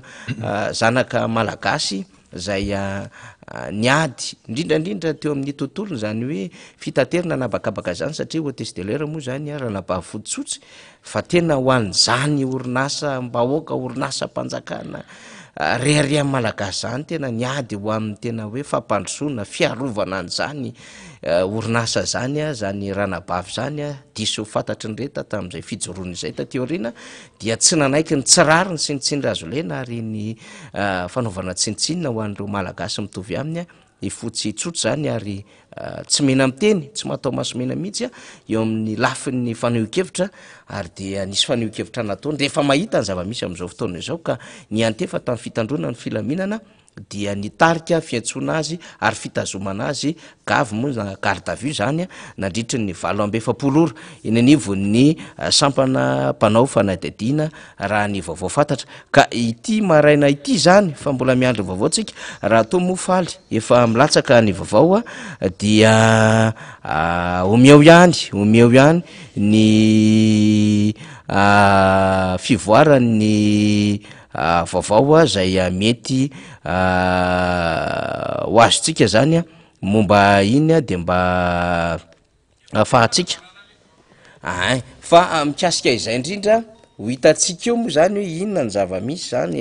eny amin'ny tribonaly anosy satria de ferenandroany zany fotsitsotsy de ozytsika hoe mbola sa ihany ve mbola mieritreritra ny anagadra ny ampitahotra ihany ve moramora fa kely tsisy ananana azy kely tsisy ananana azy satria ny processus efa bloqué am'izao fotoana zao ny rehetra efa miteny efa manam-pasahina mamondrona ny heriny anatin'izay firasakina ho an'ny fiandrianam-pirenena zay fa noerana ny tany tsy tandalany zany ka so de mbola misy manajabaka ora faraparany fa misy foana angely hoe singan-dandy kely mandavony vositra na de eo raha le hoe ny fandoto raisiny manahirana be sy le hoe fandoto ray tandroka maninona fandoto raisiny moa sy ny fa tandremy tsara so de mbola mieritreritra hoe mafy be anatin'ny ora faraparany fa samy efa teo daholy samy nampiasa ny tena fahaizany teo daholo ny rehetrarehetra ny sambotra nampiasa mpitandro filaminana nampiasa olotsotra nampiasa fitaovam-piadiana mahery vaika sy ny sisa fa tsy makaiza eo anatrehan'ny herim-bahoaka zany rehetrarehetra zany tsy makaiza fa ndao aloha manoloana zay fitazomana andranabavy randreatsotsy Sylvia izay na fotsy tsotsy ho firaisakina aminy itsika de tena maneho firaisakina satria tena ranabavy na santeny ranabavy mijoro am'zany hoe fiazonana ny fahamarinana fiazonana zany hoe fametrahana ny mahazava-dehibe ny vahoaka sy ny fiarahamonim-bahoaka izany zany ranabavy zany ary mitolona ho an'zany hoe no avy Madagasikara ho tsara kokoa zany de naneo firaisakina zany ireo ateraka avy any atsimo atsinanana dia hovakitsika zany marimarina kokoa alefatsika ny fanambarana zay nataon'ireo olobe avy any atsimo atsinanana momba ty raharaha Randriatsotsy Sylvia ty faly. Ay lasondray aloha fa mbola misy fandaminana teknika kely satria dia ho alefatsika mihitsy zany le fanambarana nataon'ireo ray aman-dreny avy any atsimo atsinanana eo le tiako tenenina hoe na isambotra olona firy na firy eo ara atapitra isa malagasy vonina iaro anty Madagasikara ty dikan'izay zany tsy maintsy misy relais foana eo olona ijoro ary raha mbola faneho-kevitra zany satria everina fa faneho-kevitra de tokony hitovizany rehetra ny faneho-kevitra amin'ny alala ny fahalalahana artikla 10 na hoe andeny 10 ao anatin'ny lalam-panorenana de sy tokony misy mihitsiny zany ny sakatsakana ary zay no nahatonga ny rehetra am'izao fotoana zao ny amin'ny hoe ataovy malalaka ny faneho-kevitra dahoara enotsika le fanambarana ary vonina faly dahoara taitra ny zanaka Simosignanana manontolo raha naregny fanosamborina noho ny fanehoan-kevitra amina tambazotra serasera i Randriatsotsy Sylvia na i Fotsitsosy fanehoan-kevitra izay sy magnarasy na nagnompa olo fa dia noraisina ho manohitoigna ny filaminam-bahoaka sy nitaza-posy ny fanagnadiadiny zanaky ny faritra Simosignanana iray amanontolo nijery iray publication raha tena nanohitoigna ny filaminana araka ny voalaza tokoa ity publication nataony Fotsitsosy ity tsy nadigny ary fa da nagnano fagnambarana ireto ray aman-dreny reto fa raha sy avoaka i Fotsitsosy na i Randriatsotsy Sylvia dia sy petra-posy ny zanaky ny faritra Simosignanana fa da hitsangana araka ity fagnambarana ity fanambarana izahay ray aman-dreny avy amin'ny AVT amin'ny Grand Sud-Est de mitaky ny fanafahana ny zanakay Randriatsotsy Sylvia sy misy fepetra satria mahasapa izahay fa sy fandikana-lalàna velively no natao fa fanehoan-kevitra sotra tamin'ny alalan'ny tambazotra serasera zofo ao anatin'ny lalam-panorenana zany fanehoan-kevitra ankasalamana zany ka sy mendrika ny hanasavianana azy tokony fahendrenareo ny izahay ray aman-dreny avy ty amin'ny Grand Sud-Est fa raha migady ny zanakay dia handray ny fepetra ny fanandrify amin'izany ny vahoaka avy ty amin'ny Grand Sud-Est tsy hijanony eto ireo fanambarana ireo fa mbola ho avy eo ihany koa ny fagnambarana izay ataon'ny fikambanam-benina Temoro izay mivondrona ao anatin'ny fikambanana tagna manombilo satria dia magnaraka akaiky ity raharaha ity ny zanaky ny faritra Simosignanana iray manontolo ny zanaka ny Temoro sy ireo namana rehetra izay miray fo amin'ny fitazomana ny Randriatsotsy Sylvia izao isika zany am'izao fotoana zao de ao ampiandrasana ny fivoaran'ny vaovao satria izay koa moa zany ny atao hoe fandarana miara-manonja rehefa misy ny fivoaram-baovao samihafa dia tsy maintsy tsika miezaka mizara izany vaovao zany ary zay no antom-pisiny ny fandaratsika député Géry Randriambolaina akoatran'ny hoe fandalina na fanadidina dia miezaka mandrakarivotsika mizara n'ireo lafim-baovao tsara ho fantatry ny voaka malagasy telo taona teo eo zay no nanatanterahantsika ity fandarana miara-manonja ity de azo lazaina hoe mbola manohy ny tolontsika etry ny amin'ny endriky ny efa famaranana kely izy ity raha ny zavatra tsikaritra sy hita am'izao situation zao na izany naty zany aza nefa dia miazakazaka le raharaha député Géry Randriamolaina miazakazaka amin'ny famondronana ny firaisakina ny rehetrarehetra hitantara sy resaka izay moa anao rehefa aveo fa de arabaina aloha zany na vita ny adidy amanandraikitra maro samihafa tany am'izay na le rehetrarehetra na tany amin'ny faritra na teny avaradrano na ho an'ny raharaham-pirenena ny solombavam-bahoaka sy ireo fionana maro samihafa député Géry Randriamolaina. Ya faly miarabanao namana faniry ary miaraba ihany koa ny teknisianina ombatsy eo ny tena koa miaraba ihany koa atsika vahoaka malagasy tsy vaky volo zay manaraka izao fandarana sy manjo izao fandarana miara-manonjy zao miaraba ihany koa ny vahoaka navaradrano tsy vaky volo zay mangataka atao kokoa dolo monareo fa de ataoko tambabely kokoa fa amin'ny fotoana mampety azy malalaka amin'ny fotoana de hotonotononiko eto ny anaran'ireny mangataka kokoa manokana reny na rabaina manokana reny satria mba tianareo mba ho fantatra ny olona ny atao hoe fisinareo ihany koa any amin'ny toerana misy anareo tsirairay avy ihany dia manao zay arahaby zay ny tenako namana faniry indrindra ho anareo avy any Dilambato ihany koa zay mangataka atao kokoa foana de kokoa manokana zany ho anareo any ivelan'ny ranomasy any ivelan'ny Madagasikara. Député Géry Randriamolaina lina de lina ny vahoaka malagasy ny amin'ny raharaham-pirenena amin'izao fotoana izao satria tsika moa mahafantatra tsara le fandika an-dalàna mahafantatra tsara tsika ilay fanonganam-panjakana zay nataon'ny fitondram-panjakana mahafantatra tsara tsika amin'izao fotoana izao ny andretsezana rehetrarehetra tiany fitondram-panjakana andehanana amin'le fifidianana sy ametrahana amin'izay candidat-panjakana izay mahafantatra tsara ihany koa tsika amin'izao fotoana izao ny hoe inona ny faneriterena inona ny fampitahorana mitranga etsy iseroa mahafantatra tsara ihany koa tsika ny amin'ny hoe makaiza ny fijery ny olo-pirenena sy ireo fikambanana vondrona antoko politika samihafa amin'izao fotoana izao eo anatrehany zany fietsika zay hoe tsy mahasoa ary tsy mahatsara ny taranaka sy ny firenena ataon'le fitondram-panjakana sy ny mpiaradia amin'ny vitsivitsy mihitsiny ary azo gajina mihitsiny hoe tena manao ny ainy-tsy ho zavatra izy ireo mba hitazomana n'le fahefana sy iverena n'le fahefana eo an-tanan'izy ireo. Député Géry Randriamolaina raha ny vaovao fantatra mamondrona ny heri ny solombavam-bahoaka eo zany reo candidat 12 mirala fa mamondrona ny heriny ihany koa ny solombavam-bahoaka ny Madagasikara ianao anisany efa niteny foana nandritran'izay hoe efa taona izay fa nifandarantsika moa ny ohatrany teo amin'ny 3 taona teo fa amin'izao fotoana izao zany de tonga amin'le mbola antso iombonana ny amin'le hoe ndao rangahy irahina fa tena zava-doza miatra eto amin'ny firenena zay angambany no mahaliana aloha ho an'ny mpanaraka atsika député Géry ny hitondranao ny lafim-panazavana sy ny tsara ho fantatra momba an'izay. Ya manamafy zay teny fanizay tokoa ny tena koa ary io moa zany dia mialatsiny verina kely ary amboloany hoe vokatry le tsy fifampiresahana amin'ny zavatra tao nefa tadidio tsara fa raharaham-pirenena izy ity amin'ny raha-pirenena azy zay dia samy tompona andraikitra daholy nisy ambatalola indrindra ny fitondram-panjakana sy ny mpanao politika rehetrarehetra dia vokatry zay atao hoe tsy fampiainona tetrea mitony aina manjery tona ny antso natao rehetrarehetra hoe andao ifampidinika andao ifampiresaka andao aloha ifandinika mialohan'ny fifidianana dia irahantsika mahita re moa namana faniry fa taorina ny atao hoe fanambarana ofisialy nataon'ny ACC reo listre reo candidat zay efa niteraka resabe teto amin'ny tany sy ny firenena dia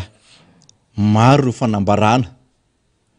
nataon'ny atoko politika nataona candidat nataona fiarahamonim-pirenena nataona fikambanana atsero nataony reny olona avy any amin'ny faritra rehetrarehetra zay matsapa tena fa hoe tsy mety sy tena hoe tsy mandeha amin'loniny ny atrehantsika n'ity fifidianana ity fa ny zavatra anakay mahafinaritra koa namana faniry de hoe ny fahavononan'ireo mpanao politika zay tsara sitrapo indrindra reo candidat irotsaka hofidiana zany satria matsapa koa izy ireo fa tena matompona andraikitra ary afaka mety anavitra n'ity firenena ity dia ny fahavononana hiatrika an'izany fifidianana zany kanefa raha mahafantatra taorina andrehetrarehetra zay ny atao hoe fietsika nataon'ireo atao hoe androm-panjakana manomana fifidianana na ihany koa reo androm-panjakana hafa ihany koa zay mikirakira ny lalàna isan-karazany dia mahita sy matsapa zay atao hoe fandikan-dalàna sy tsy mandeha ny am'loniny ny atao hoe zavatra ataony zareo zany a dia tsy maintsy mijoro nje olona matsapa tena rehetrarehetra ary ho anay solom-bavambaoaka zany na manafanitra tena hoe matsiaro mihitsy zay amin'ny fitaraina ny vahoaka sy ny atao hoe antso ataon'ny vahoaka malagasy zay mifidy any tena ihany ko hoe nareo ve manoloana ny zavatra ohatran'izao de tsy teny tsy andray andraikitra ary tsy hiady tsy fahamarinana mihitsy amin'ny resaka tsy fanarahana lalàna eto amin'ity tany sy firenena ity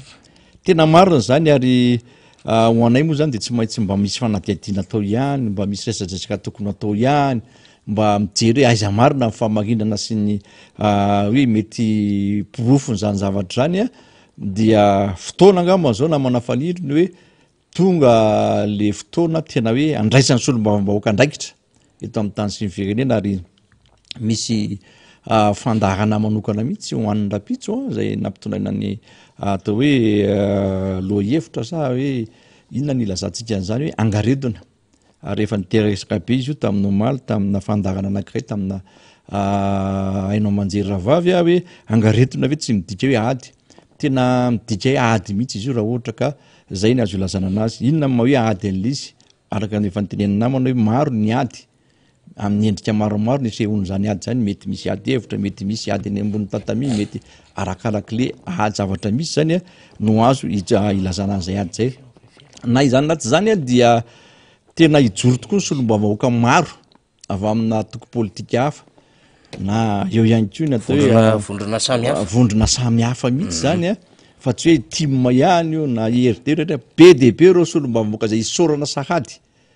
fa nanaiky ary zay nanaiky an'izay fijoroana zay irahiny izahay hiady an'izay atao hoe tsy fanarahan-dalàna eto amin'ny tany sy ny firenena zay le ady atao inona moa zany ny zavatra misy eto amin'izany hoe ady atao zany rapitsitsika hita an'izay zavatra zay ary fandaharan'io de tiana mampafantatra azy fa mandritry ny ady sivy tsy mianto zany hoe ifandiby ao re karazana solom-bavambahoaka anao ny fanambarana ao ataony anao ny fanehoan-kevitra ataony ary iteny any zavatra tsy mety de hijoro am'izay atao hoe fahamarina an'izay izahay zany amin'io fandarana manokana rapitso io zany dia ainao manjery maromaro no atao hoe ivoyan'izy io sy apitan'izy io amin'ny tsika vahoaka malagasy fa mbola tsy azoko eto ampelatanako tsara ny hoe izavy reo isika ao anatyrehetra fa azo antoka aloha zany ny MBS ao anatiny fa olazaina amitsika amin'ny fotoana mampety azy ihany meno ihany radio na any amin'ny atao hoe miara-monja sady radio ihany koa ahenotsika an'izay na eny am'ireo ainao manjery hafa ihany koa de aheno an'izay nareo hoe ohatr'izao le fandaharam-potoanao reto daolo ny ainao manjery apitatsika ny vatana zay fandarana manokan'izay tena hivantana izy io manomboka raha tsy diso eo amin'ny amin'ny valo maraina eo hatramin'izay efarany eo zany dia ho hitatsika zany zay atao hoe fandarana manokana zay zay mitondra lohateny hoe angaredona zay zany amin'ny rapitso atalata raha ny fantatra moa zany MBS fahitalavitra radio ny Cool TV radio ny Trumone ny IBC Top radio koa raha ny fahafantarantsika ny AZ radio maromaro ny efa fatapatatra fa ny eny an-dalany moa zany de mbola hitatsika eo fivoaran'izay fa manomboka amin'ny 7 maraina de azontsika tsaina avy hatrany manoloana izany zany fa dia solom-bavambahoaka avy amina vondrona maro samihafa no hiteny amin'ny ampahampitenenan'izy ireo samihafa arak'izay fomba fa nihokevitra sy izay hafatra tiana ampitaina ao anatin'izany angaredona izany avy hatrany zany tsika de iresaka ny amina hoe ny fandarantsika miara-manonja zany ho an'ny rapitso tompoko dia tsy misy fa angaredona angaredina no misy zany rapitso ianao zany zay zatra manaraka mifandarana zany de lazaina zany fa tsisy mifandarantsika miara-manonja fa tonga de mandray ny angaredina manomboka amy 6 vora maraina zany ny fahitalavitra sy radio raha ny fandaminana zany hifanarahany rehetra izany indrindra député Jerry no tsara mitrapetrahana amin'ny mpanaraka sy mpiaino antsika hoe fanambaranao teo mivondrona ny candidat misy zavatra tsy rariny sy tsy ara-dalàna eto amin'ny firenena mivondrona ny solombavambaoka mahatsapa ihany koa fa olom-boafidy ary anisan'ireo hoe olom-boafidy mitazo andraikitra farany fa na izany na tsy zany iza mbola andrasana ijoro ihany koa zany hanambatra zay firaisan-kiny zay raha efa samy maneho zay firaisan-kiny zany ny vondrona samy hafa zay manana andraikitra sy arisany porotsakovidinina ny solombavambaoka Jerry Andriambolaina. Ya io moa zany raha ny zavatra misy am'izao zany dia rahantsika mafantatry efa nametra-pialana ny filoham-pirenena zany hoe efa azo lazaina fa miverina ny vahoaka malagasy zany zao ny fahefana izay indrindra no tiako isarihana antsika vahoaka malagasy tsy vaky volo ny hoe aleo ihany koa tsika mba mijoro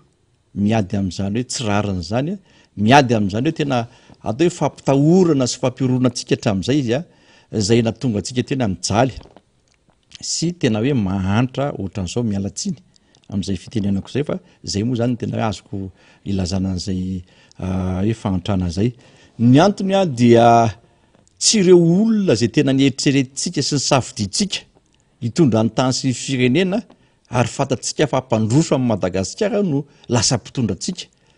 de zay ny tsy maintsy hoe hijoroan'ny vahoaka malagasy rehetrarehetra ihany koa ary indrindrandrindra ho anay politika de mila anareo vahoaka mila tsika vahoaka satria ny fisinareo sy ny fitarainanareo koa no afahanay miady satria raha ny zavatra tokony hisy tamin'ny tany sy ny firenena de tokony hijoro itsika vahoaka malagasy hiady an'izany atao hoe fandikan-dalàna misy eto amin'ny tany sy ny firenena zany zany tsy fanara-dalàna hatramin'izay na tonga atsika ohatran'izao ka itsika zany mila miady am'izay de avy eo tsika afaka mametraka filoham-pirenena zay tianytsika apetraka satria andeha hiroso any am'izany fifidianana madio sy mangarahara ary ekeny rehetra tsika aorinan'izay atao hoe fametrahantsika zay tany-tandalàna zay fa raha ny zavatra misy am'izao fotoana zao aloha dia mbola tsy hitantaratra zay hoe fifidianana madio mangarahara ary ekeny rehetra raha zao zavatra misy iainantsika zao ny antony de tsotra be hoe ny tompona andraikitra voalohany zay teta hoe mpiambona ny lalam-panorena eto antsika zay no mandika an'le lalàna iza tsony moa zany no antokisa amin'ny vahoaka malagasy de zay le tiana hanaovana antso avo amintsika vahoaka malagasy hoe mila mijoro ihany koa tsika am'izay adidy sy andraikitra manoloana sy manandrify atsika eto amin'ny tany tsy firenena satria tadidio tsara fa tsika olom-pirenena tsiraray no mitambatra dia afaka mahita vavatra vokatra tsara am'izay fitambarantsika zay satria tsika tsy te hanandratsy ihany koa amin'ity firenena ity ary tsy te hiaina ntsony izany fahantrana zany ka zay na manafanirony hoe mba tiako ampitaina amin'ny vahoaka malagasy zay fijoroany zareo zay ary tena ilaina zay fijoroan'ny vahoaka malagasy zay manoloana ny zavatra misy am'izao fotoana zao taorianany reny fitambarany candidat reny député Jerry Andriambolaina ary nahafantarany rehetra fa misy fandikan-dalàna miverimberina fandikan-dalàna miopefy ataony fitondram-panjakana am'izao fotoana izao de mbola manana fanantenana zany vahoaka malagasy eo eny reo solombavambaoka mivondrona ao anatin'ny antenne pirenena fa anambatra apiray ny feony ampisehon'ny firaisan-kina hita maso ho an'ny vahoaka malagasy am'ty zava-misy iainan'ny firenena ity fa député Jerry Andriambolaina misesy ny fanambarana raha ho an'ny tsaroko fotsiny zao ny sesesy nanomboka azy agny nanaraka azy any ny RMDM nanaraka azy reo fiarahamonim-pirenena 30 mahery be zao fiarahamonim-pirenena tao ihany ko reo mpiaradia amin'ny candidat any amin'ny faritra boeny zao nanao azy nanao toliary nanao fianaratsoa miandry any Tomasina sy antsirana antsika raha ohatra ka efa misy ny firotsahan'ny fanambarana samihafa nanao ihany ko ny andro maso FFKM nanao ihany ko reo vondrona maro samihafa tahaka izany zao farany teo avy amin'ny vovonana lera reo fikambanana maro samihafa zany ny avy amin'ny antoko politika maro samihafa député Zerendran-Dremolaina midika iny reny fanambarany reny satria rehefa zoina izy de mitovitovy tsy manaiky ny hoe hirotsahana olona tsy mizaka zom-pirenena vahiny ary tsy manaiky oetim-bahiny oetim-bazaha Madagasikara satria tsy fotoana fanjanahantany zao zaraza fantatra zany mba hahafahana manaingitra manaisotra am'izay andraikitra tian'izy ireo tratrarina izay zany ho an'ny olona fa mbola mieritreritra te hiverina zany fahefana zany fa tsy manaiky ihany koa fandikana lalam-pandrenina zay nataona tompona andraiky mpanjakana amin'ny alalan'ny androm-panjakana zany ka nanomezana andraikitra am'izay tsy voatondro ny lalàna hitazona an'izany andraikitra izany ary manday ihany koa zay mety hoe fandavana andraikitra natao no filohan'ny antenimeran-dolona mety noho ny antony samihafa ka nefa zany sy izany moa de nitakiny vaoka malagasy ny amin'ny hoe azavao ty hoe nandaty azavao ty hoe no ny antony manokana ity fa mirarakopana zany ny fanambarana ary raha nyfantatsika député Jery de mbola betsaka ny fanambarana ho avy le fanambarana mety misy ny teny de aniny de ampiova inony fa zao ny zava-dehibe de zao manova ny zava-misy ny paysage politique sy ny situation misy am'izao fotoana zao satria efa samy teny zany le vaoka malagasy ohatrany hoe afa-patorana satria ny olona tsy napozina hiteny miteny député Jery tao anatin'izay 5 taona latsaka zay zany de ohatrany hoe zay miteny rehetra ary io mbola misy ihany zany le atao am'Randretsotso Sylvia io fa efa manapasahina iombonana ny rehetra hatramina syndicat ministère vola moa zany de hoe hafa neny zareo ny naseho ny adiny ray zay ny anao an'ilay fitokonana ny sesesa rapitso anao grève générale any amin'ny sehatra samy hafa any de entsika miteny daholo am'izao fotoana zao ary mbola misy latsaka moa fa miandra zay fivoaram-bavao zay fa zay le titsay amara député Jery midika iny reny ary mbola tokony ve hosa hiteny mihoatra lavitra an'ireny ihany koa zay mety olo-pirenena sy fikambanana sy antoko politika any ambadimbadika any reny atao hoe fanambarana amin'ny sesilany reny zany de efa tokony atonga saina amin'ny mpitondra am'izao fotoana zao hoe sy ireo tompona andraikitra hoe mbola matsapa tena hoe tompona andraikitra sy hoe namindrana fahefana dia rehefa fanambarana ny sesilany ohatran'io namana faniry de efa ratsy mitandrina ny atao hoe mpitondra fanjakana am'izao fotoana zao de mirona any amin'ny zavatra hafa ary ny olona koa matsapa tena am'izao fotoana zao fa tsy izy tsony ary indrindrandrindra zay hoe fanegejagejana sy fanerena hatram'izay dia tena hoe efa tsy zakany olona tsony zany ka manomboka mipoka izy io zay point zay no mety izy teraka zava-doza raha tsy misy fitandremana zany manoloana ny zavatra misy am'izao fotoana zao ka tokony ho tonga saina ny olona hoe inona ny zavatra tsy mety inona zavatra tena tsy izy dia zay ny tokony ho andraisana fepetraingana inona moa zany ny tena mampitaraina ny vahoaka sy ny mpiarabelona rehetrarehetra am'izao manoloana ny zavatra misy ary tia de naveriko foana ty namana faniry hoe ny mpitondra fanjakana am'izao fotoana zao mety mieritreritra fa hoe ny mpanohatra ny makahala le fitondrana fa tena efa le vahoaka mihitsy nefa mandoha an'le fitondrana ka raha vahoaka zay no mihetsika zava-doza ka za te hiteny eto hoe tsara jerena ihany ny antony mahatonga ny zavatra ohatran'izany sy mahatonga an'ireo fanambarana marobe de tokony hijery sy roso any am'izay mety ho vahaolana aingana manoloana an'izay zavatra zay de zay ihany koa no anaovako antso manokana am'ireo namana solom-bavam-bahoaka satria ianareo koa de anisan'ny voateritery tao aloha anisan'ny hoe tena tsy maintsy manaraka ny discipline amin'ny parti sy rehetrarehetra fa za rahalahy miteny fa fotoana zao efa tokony hitodiana lamosina ny zavatra tsy nety fa tokony hiroso any amin'ny zavatra tokony ho atrehana tsisy ohatra miaraka amin'ny besony maro dia mbola misokatra ny ekipa rehetrarehetra ho anareo vatso atsika solom-bavam-bahoaka manaiky hiara-dia sy manaiky hiady am'izao tsy fihetezana eto amin'ny tany sy ny firenena zao andao irahintsika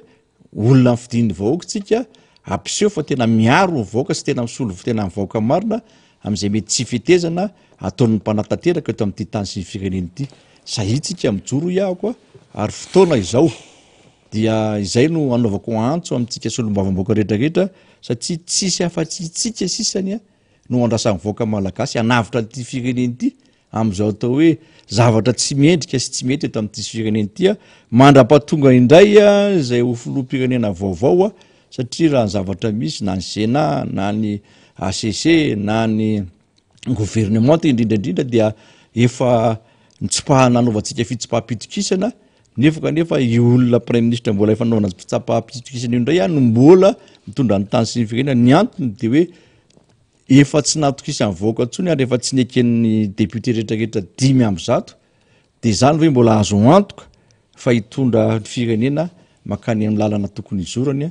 andriamatoa premier ministre zany na lehibe amin'ny gouvernement ihany koa de zay zany no isariako ny saitsika rehetrarehetra hoe alohatsika mijoro zalahy andao navitra ty firenentsika ty izay mihitsy député Géry Andriambolaina hoy ny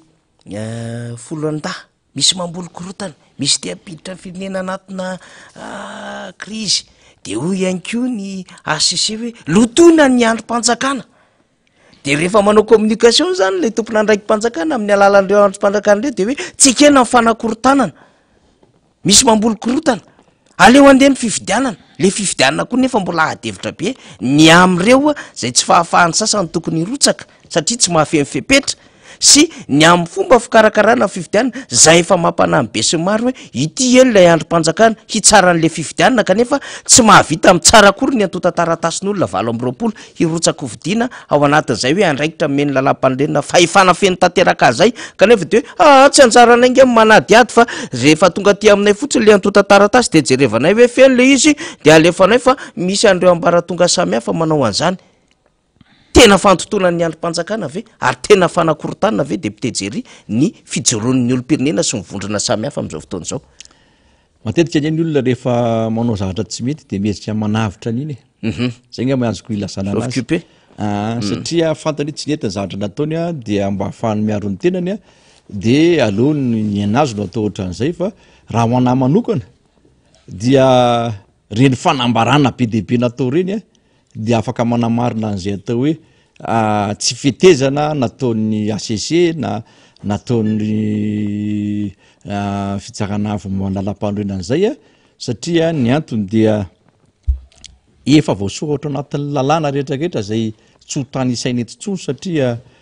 tsy te hiditra loatra am'izay resaka nationalité zay ntsony ny tena koa fa tena hoe samy malala tsika vaoka malagasy samy malala amin'ny mpanao politika rehetrarehetra ka zay fahalalantsika zavatra izay no tokony anarahantsika lalàna nisy teto amin'ny tany sy ny firenena na lalam-panorenana ary lalàna nisan'ny tena hoe ifehezana ny olom-pirenena rehetrarehetra miainga avy any amin'ny filoham-pirenena hatrany amin'ny farany ambany zany dia rehefa tsy ajaina izy io rehefa tsy aina izy io dia azo lazaina fa hoe zay tena hoe lotona zay atao hoe ny androm-panjakana anankiray zay ka zareo ihany no manao an'le izy ianareo ihany no manao an'le izy dia aterina lasa hoe loton'ny mpanao politika na loton'ny mpanohatra ihany koa satria tsy zakanareo le fanazavana sy le atao hoe fitenenana an'izay hoe tsy fetezana eto amin'ny tany sy firenena zay dia lasa ohatrany hoe mpanohatra sy ny mpanao politika no mandoto an'le androm-panjakana ka ho antsika manokana na manafany indrindra ho an'ny atokotiko Madagasikara dia mazava be fa izahay dia tsy mpanonga-panjakana ary tsy hanonga-panjakana ary tsy hanao zavatra tsy araky ny lalàna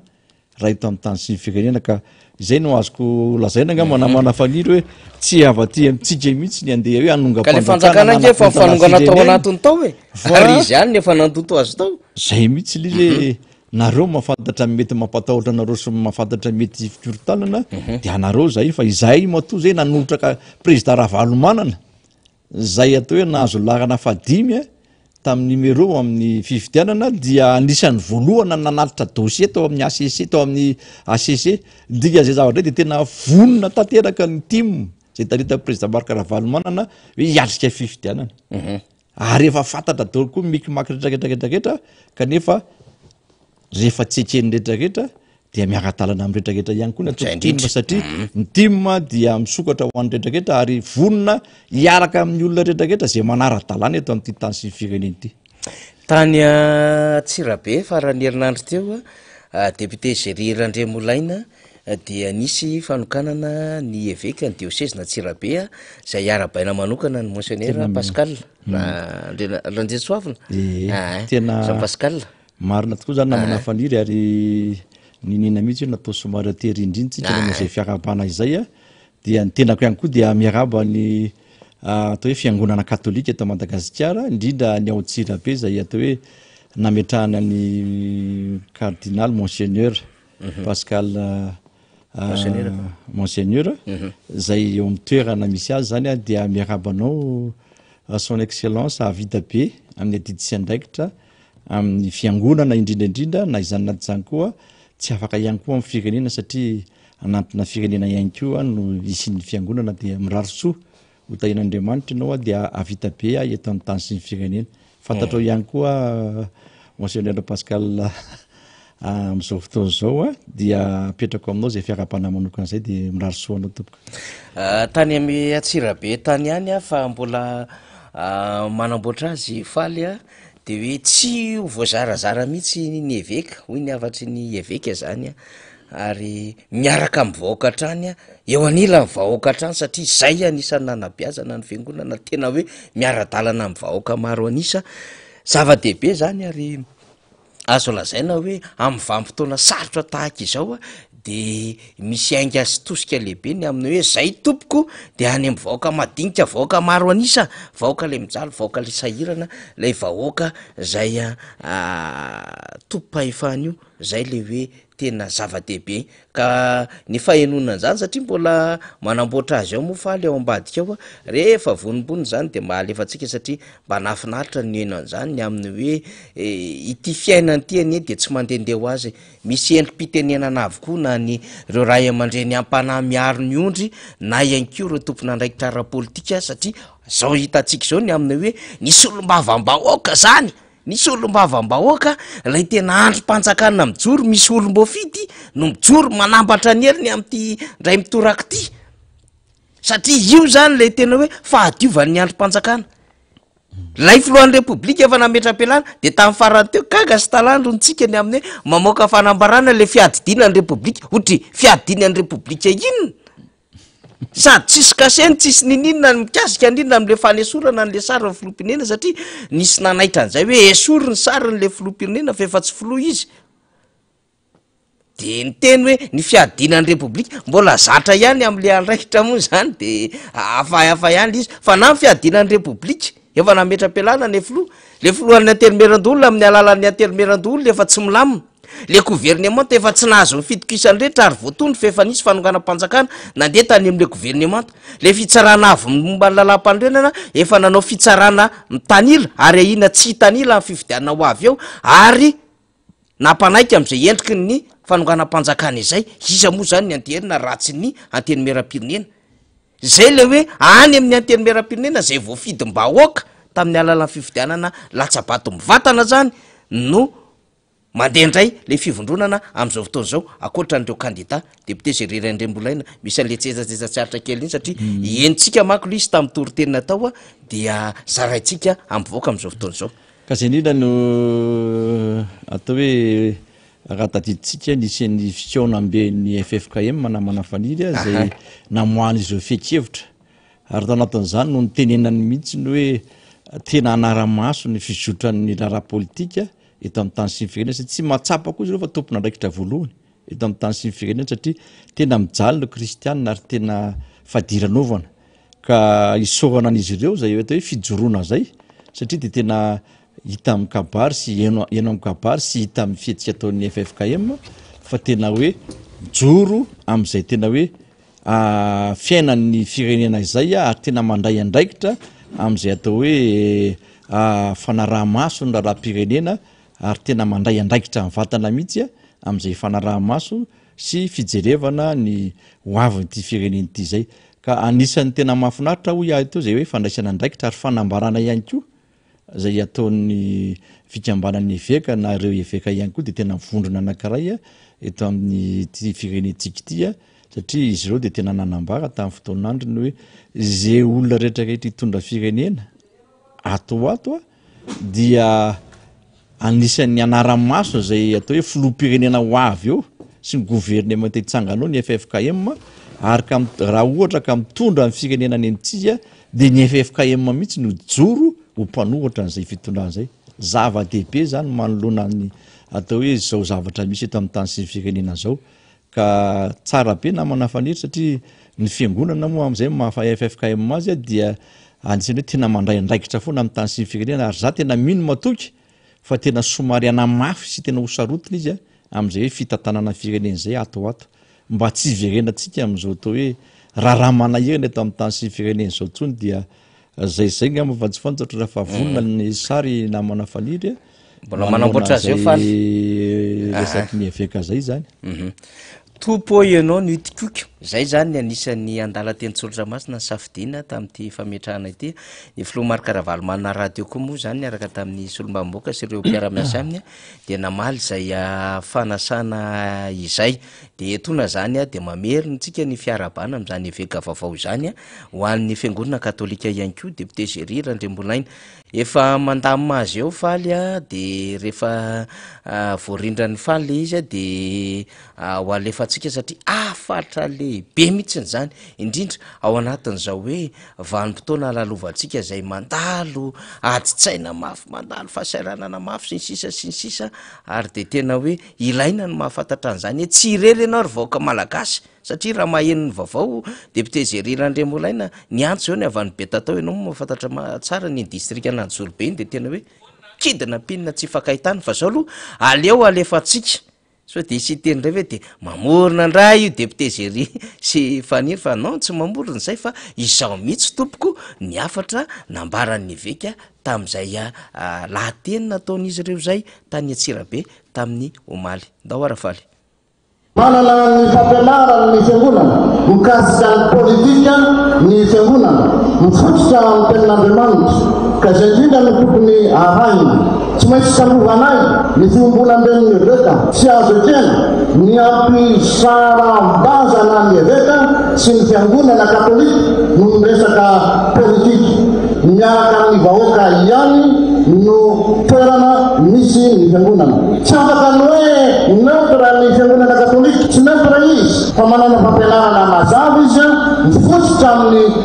tenin'Andriamanitra ary manana ny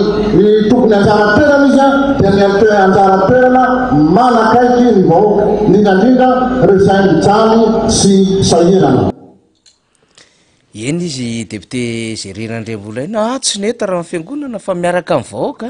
manakaiky ireo vahoaka mijaly sy sahirana zany zay zava-dehibe zany satria ndraindray misy vanim-potoana sarotra lalovan'ny rehetra de mba ahoana moa zany zay mba misy miavy zany zay de zay le hoe ninitsika ny nandefasana an'iny satria afatra lehibe mihitsy zany amin'ny hoe tena mba misy any ray aman-dreny zay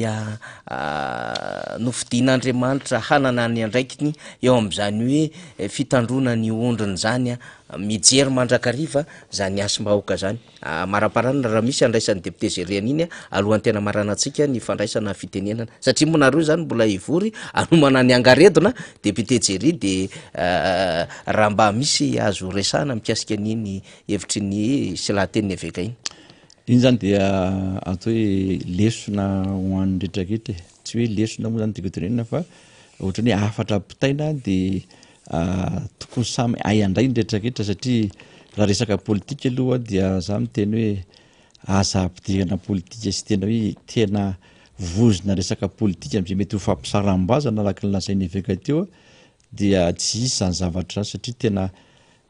resaka fiangonana resaka finoana hafa resaka politika hafa sy fitondrana firenena kanefa tsy afaka misaraka ireo amin'ny fotoana anankiray zay ohatran'izao fotoana lalovantsika izao satria samy tompona andraikitra manoloana ny zavatra mihitsy eto amin'ny tany sy ny firenena ny fiangonana sy ny mpanao politika rehetrarehetra zany miala tompona andraikitra anatin'izay dia tsara maka ny hevitra sy mieno ary mampiatra reny atao hoe afatra pitain'ny mpitondra fivavahany reny mba hahafahantsika ihany koa manitsy ny tsy mety ary indrindraindrindra miroso any amin'ny lalana tokony izorana dia zay ngamba ny atao hoe fanapa-kevitra andray hevitra kely no entiko manoloana an'izay zavatra zay namana faniry faraparana député Géry ny raharam-pirenena maharaha-pirenena moa mandeha ihany na izany ny antoko tiako Madagasikara manokana efa nanana programa efa mivolavolaina foana hatramin'izay efa vita moa zany fa mitrapetrahana araky ny anjara andraikitra ny solombavambahoaka zay rirandrem-bolaina araky ny fitsinjarana andraikitra de nandeha tany amin'iny faritra Boeniny ianao faritra Betsiboky iny raha ny fantatra mbola andeha ihany koa ianao iazo aty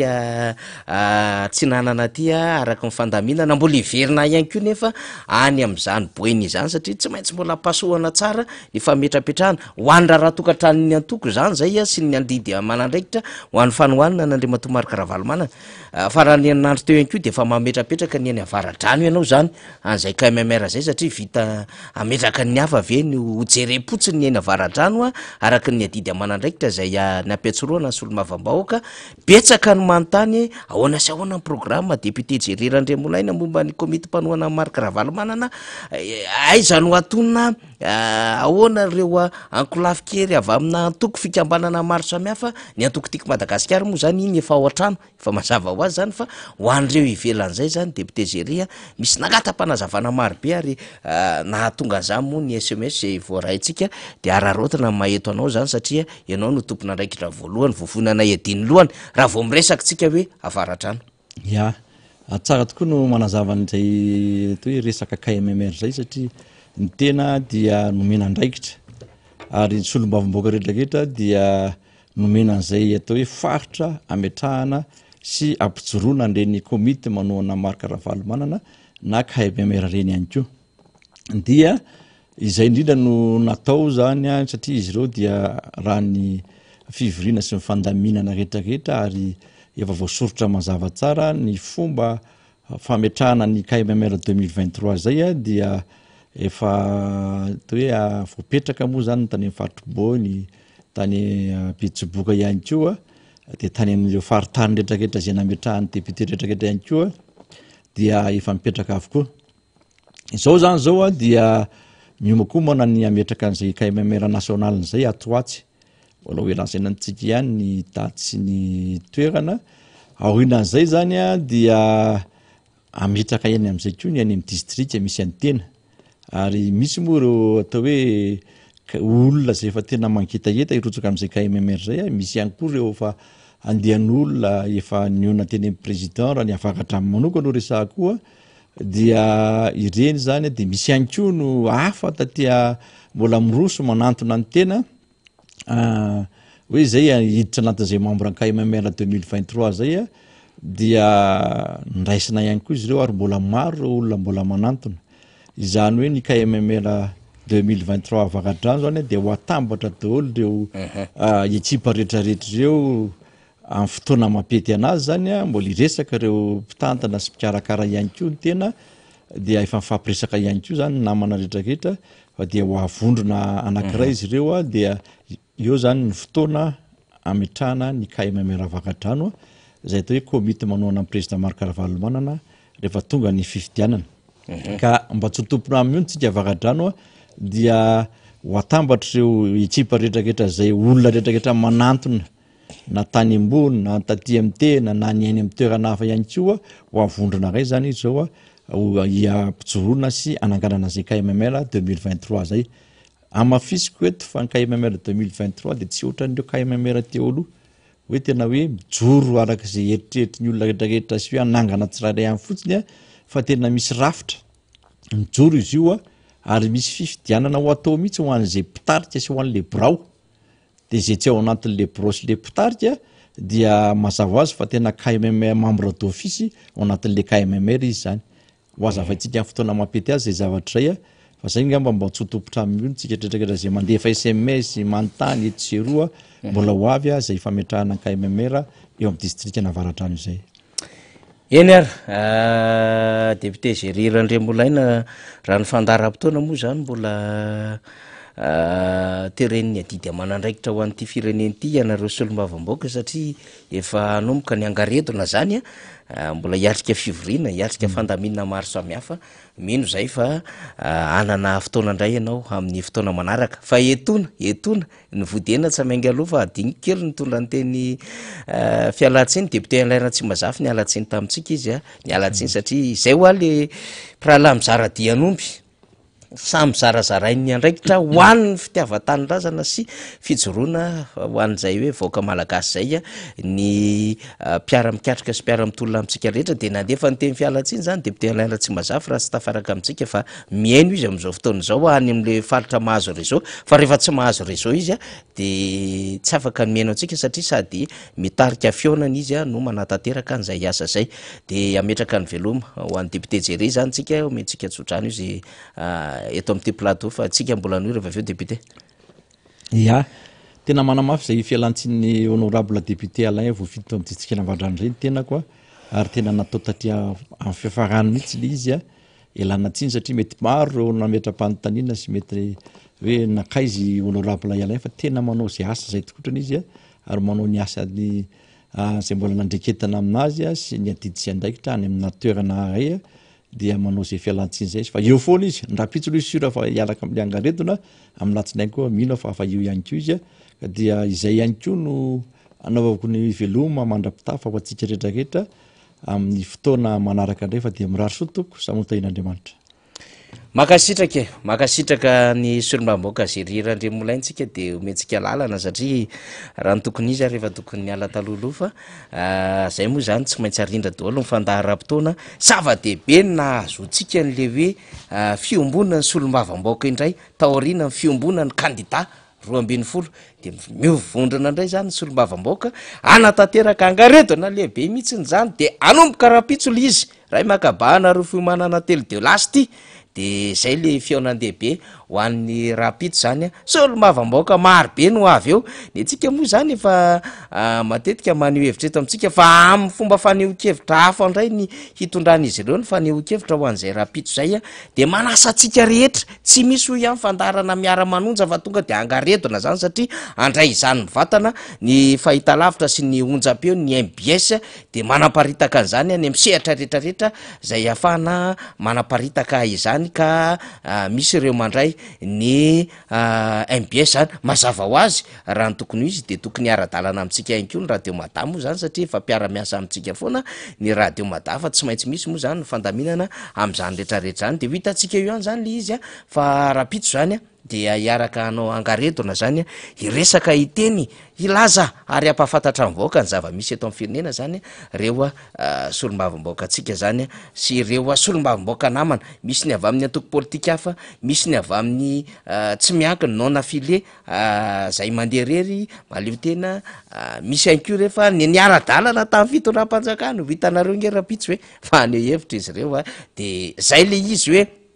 mba hiasurena rassurena zany marimarina kokoa ny vahoaka hoe ireo solotena ny vidintsika mivatana no efa mijoro koa amin'izao fotoana izao dia raisitsika io zava-dehibe daholo izany rehetrarehetra izany satria tsy irery ny vahoaka malagasy dia zay efa elitsika aminteny ahoane rovine tokony isy eo ny olom-pirenena dia reny tompoko reny zavatra rehetrarehetra reny reny antso nataotsika reny fangatahana fiombonana nataotsika reny dia tsy hoe verimomoka fotsiny ihany reny fa tsy maintsy ny raisiny reny dia natambatra dia rehefa natambatra dia netitsika amina sehatra ambony tahaka izao iresaka zava-misy ho an'ny raharam-pirenena amintsika ny tenako fa mialoha izay raha voninao faly dia alefa le mitsangana Ritanora Madagasikara tanindrazanay efa ao alefa kely aloha zany fa mbola miverina amintsika eto manaitaitra manainga n'lay fahavitry atsika rehetrarehetra Madagasikara tanindrazanay hitsangana Ritanora ho anatin'izay hoe tena mamerina ny fiandrianam-pirenena fahafaha Madagasikara ny tany-tandalana ny rehetrarehetra izany sy le hoe Madagasikara ho amin'ny malagasy tsy avelantsika hoe natanany hafa Madagasikara dia mijoro an'izany tsika rehetrarehetra mifanentana isaky ny sehatra rehetra misy atsika fa avy raha ty ndahoary dia miverina amintsika eo indray ny tenako rehefa vita izay ira izay ndahoary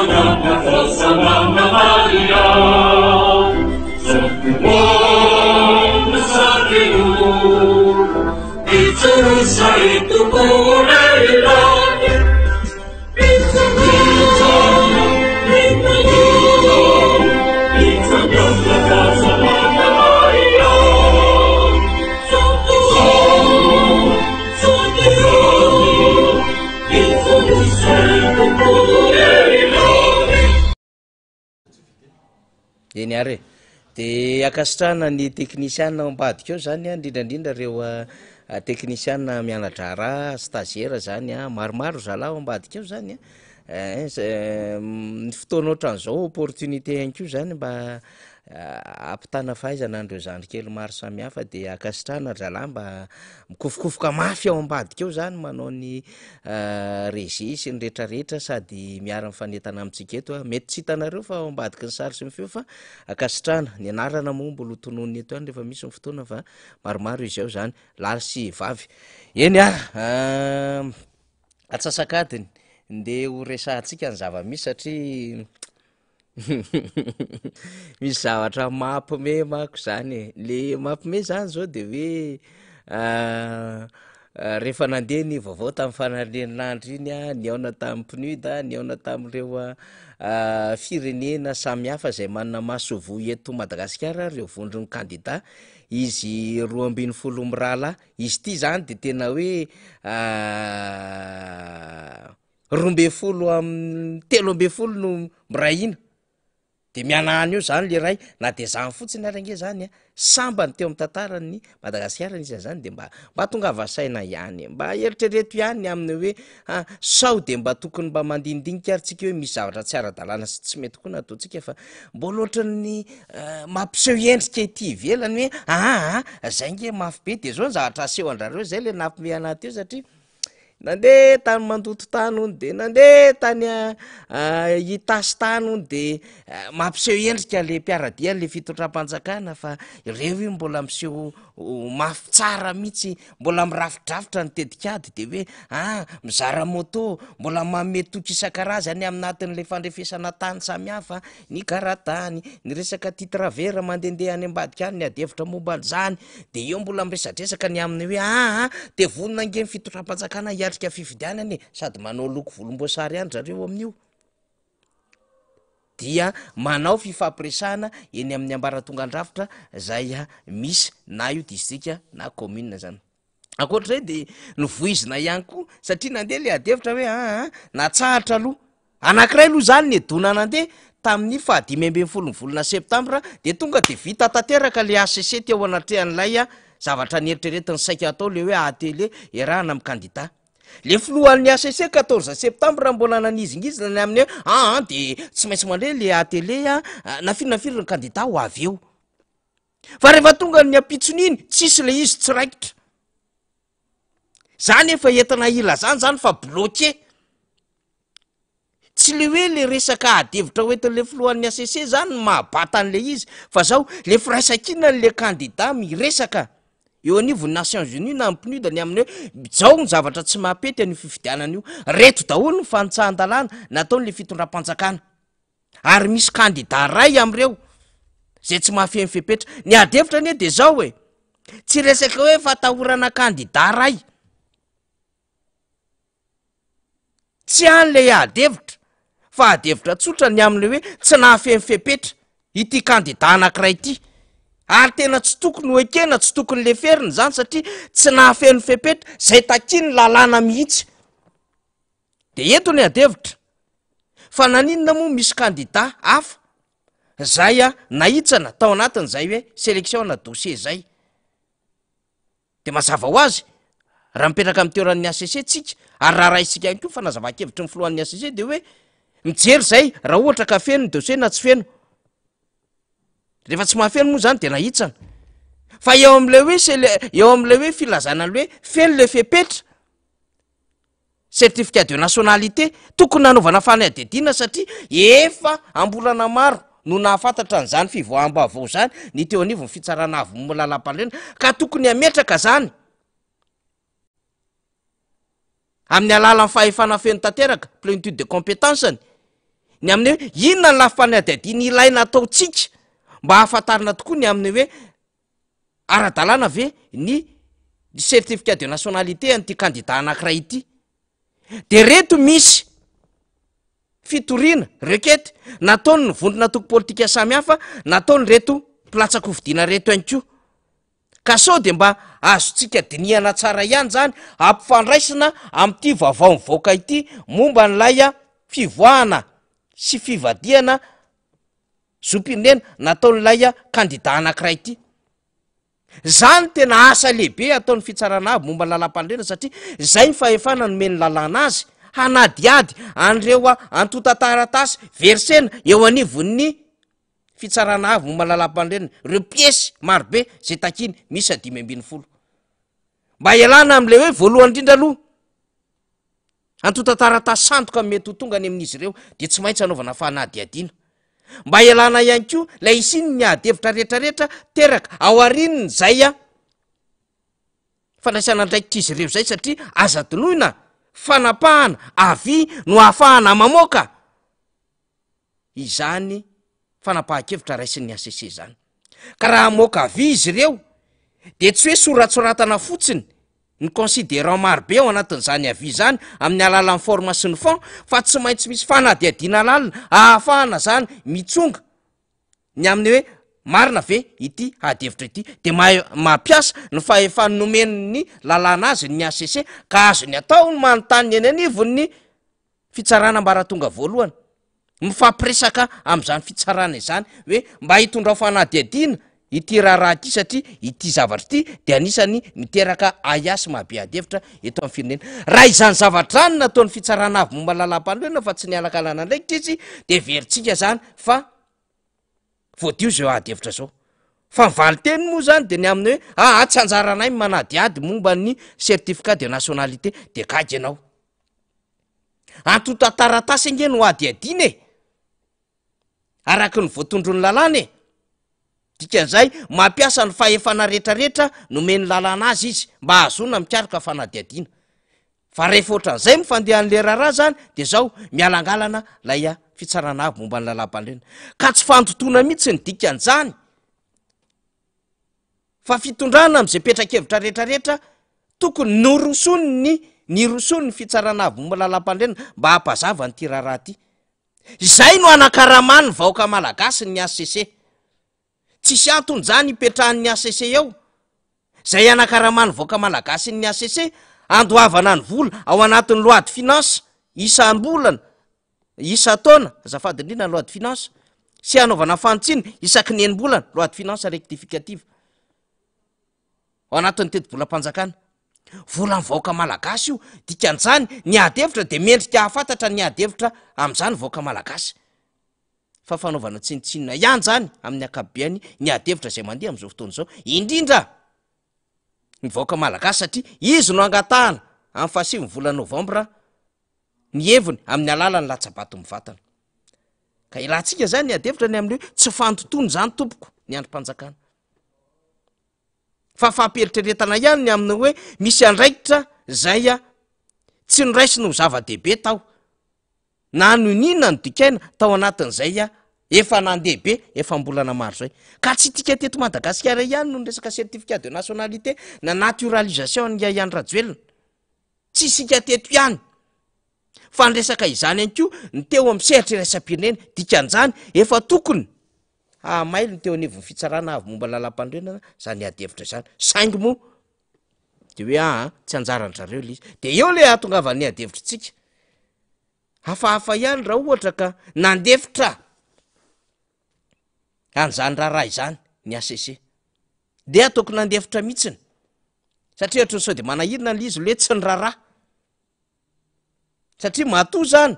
voatazona le firotsahako fidin'ilay Ramose zay mahabe adevitra de andao atao hoe mandefitra teo anatsehany adevitra rehetra ny fitsarana avy momba lalam-pandrenana fa nyfantaniana petraka de zao misy malagasy maromaro tato 20 nametraka taratasy firotsahako fidina ary io le nambaratsika ny atao hoe firotsahako fidina dia fandraisana andraikitra aloha voalohany indrindra fa faharoa tsy azo dikevitra de zao hitondran'ilay kandidat-ny anjara brikiny ho amin'ny fampandrosoana ny firenena ary fahatelo ireo anakiroa ireo mitambatra fandraisana andraikitra sy anjara briky oetiny amin'ny raharam-pinena dia fitiava-tandrazana zany ka zay fitiava-tandrazana oetin'izy ireo zay de hoe nde zay mba hirotsaka ho amin'ny fifidianana filoham-pirenena de taony sasany ny aminy hoe ity ara zay vonina amin'ny lela vola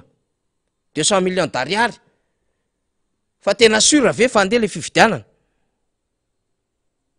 ary raha ao koa ny lisitra anay de zao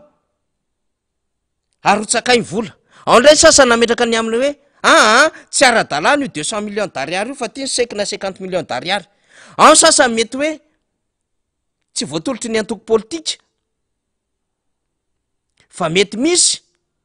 vondrona hafa na avy amin'ny tenany mety afaka manolotra azy ao sasany ihany ko mety nanana olana teo amina situation fiscale ny adevitra tsy 211 bis zantsony efa tsy zantsony ny fomba firesaka azy resaka situation fiscale io certificat fiscal zany de eo no mahatonga an'le hoe nihitsanareo candidat sasany satria azo lazaina zany fa tsy nafemifepetra tsy nyleferiny zany teo anivon'ny fitsarana avy momba lalam-pandrena satria tsy nafemifepetra na de azo lazaina ara fa azo atao no mifampiresaka raha ohatra ka te andray anjara le mpifaninana irotsako fidina saingy mety tsisy nanolotra antoko nanolotra izy azo edikevitra zany raha ohatra zany ka nandefitra tam'le candidat anankiray ny fitsarana avy momba lalam-pandrena de azo atao ny miadevitra mandevitra amin'ny hoaviny reto candidat afo reto mba isiny le égalité des chances ary mba tsy isin'ilay fahasamihafana eo am'ireo pirotsako fidina koa ny anton'izany azo atao daholo zany rehetrarehetra zany fa ndraindray izy ny amin'ny hoe fa maninona ireto no nahitsana fa maninona ireto no tsy nihitsana na ity olona ray ity tsy nihitsana de mba teraka ihany ny adevitra manoloana ny reto namana sasany reto ny amina hoe ireto ane malagasy ray reny malagasy rayray e reto malagasy zay eto Madagasikara ny fananana eto Madagasikara no nitoetra eto Madagasikara izy mampianajanaka manana fahasahina ty andray ndraikitra ho an'ny firenena saingy zao hoy ny lalàna hoe tsy afaka mirotsaka nareo satria tsy natolotry ny antoko politika satria tsy nahafeny fepetra momban'ny hetra satria nareo tsy nahalo vola satria nareo mety nanana olana ihany ko teo amin'ny antotantaratasy hafa fa ity anankiray ty zay verina fa goavana mihoatra ny reto sasany nahitsany reto dia zao no lefery ny fitsarana avy momba lalam-pandrena no lefery no ia aloha zay angambany no mety petipety kokoa an'izy mba tsy ilazako zavatra hafa de na izany fotsiny aza de ozy tsika hoe ohatra mba hafahafa ihany de tsika zany mba manaitra ihany am'reto le kandida tsy hoe malheureux moa zany fa andreo tsy voaray zany ny aminy hoe de mitazapotsiny ve izy ireo satria rehefa tsy voaray ny antota-taratasy de mialangalana amin'ny fandehandraram-pirenena sy am'izao zava-misy ao satria mba nieritreritra ihany ny ifaninana ny sasa moa zany tonga de nanatsoka ny antota-taratasy ny tsy andray anjara satria tsy ekeny ny principe ijoroako io fifidianana ho avy io arabaina am'zany ny fandraisana fanapaha-kevitra zany fa tsy midika akoriny zany fa rehefa tsy voaray ny antota-taratasy ny reto kandida reto de tsy mba hiteny amy zava-misy eto amin'ny firenena izy ireo satria efa saiko mpandray anjara tao anatin'lay fifidianana filoam-pirenena fa noho ny antony maro samihafa de tsy afaka nandray anjara izy ireo de mba hanairantsika ihany ny aminy hoe afaka miteny ianareo milaza ny fomba fijerinareo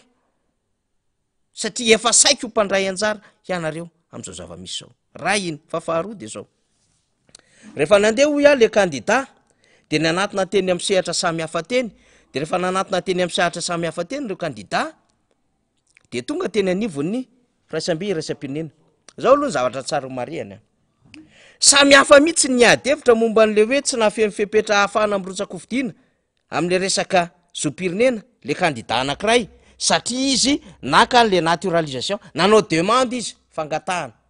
nazona naturalisation zany tamin'ny alalany naturalisation nanao demande izy fangatahana afiny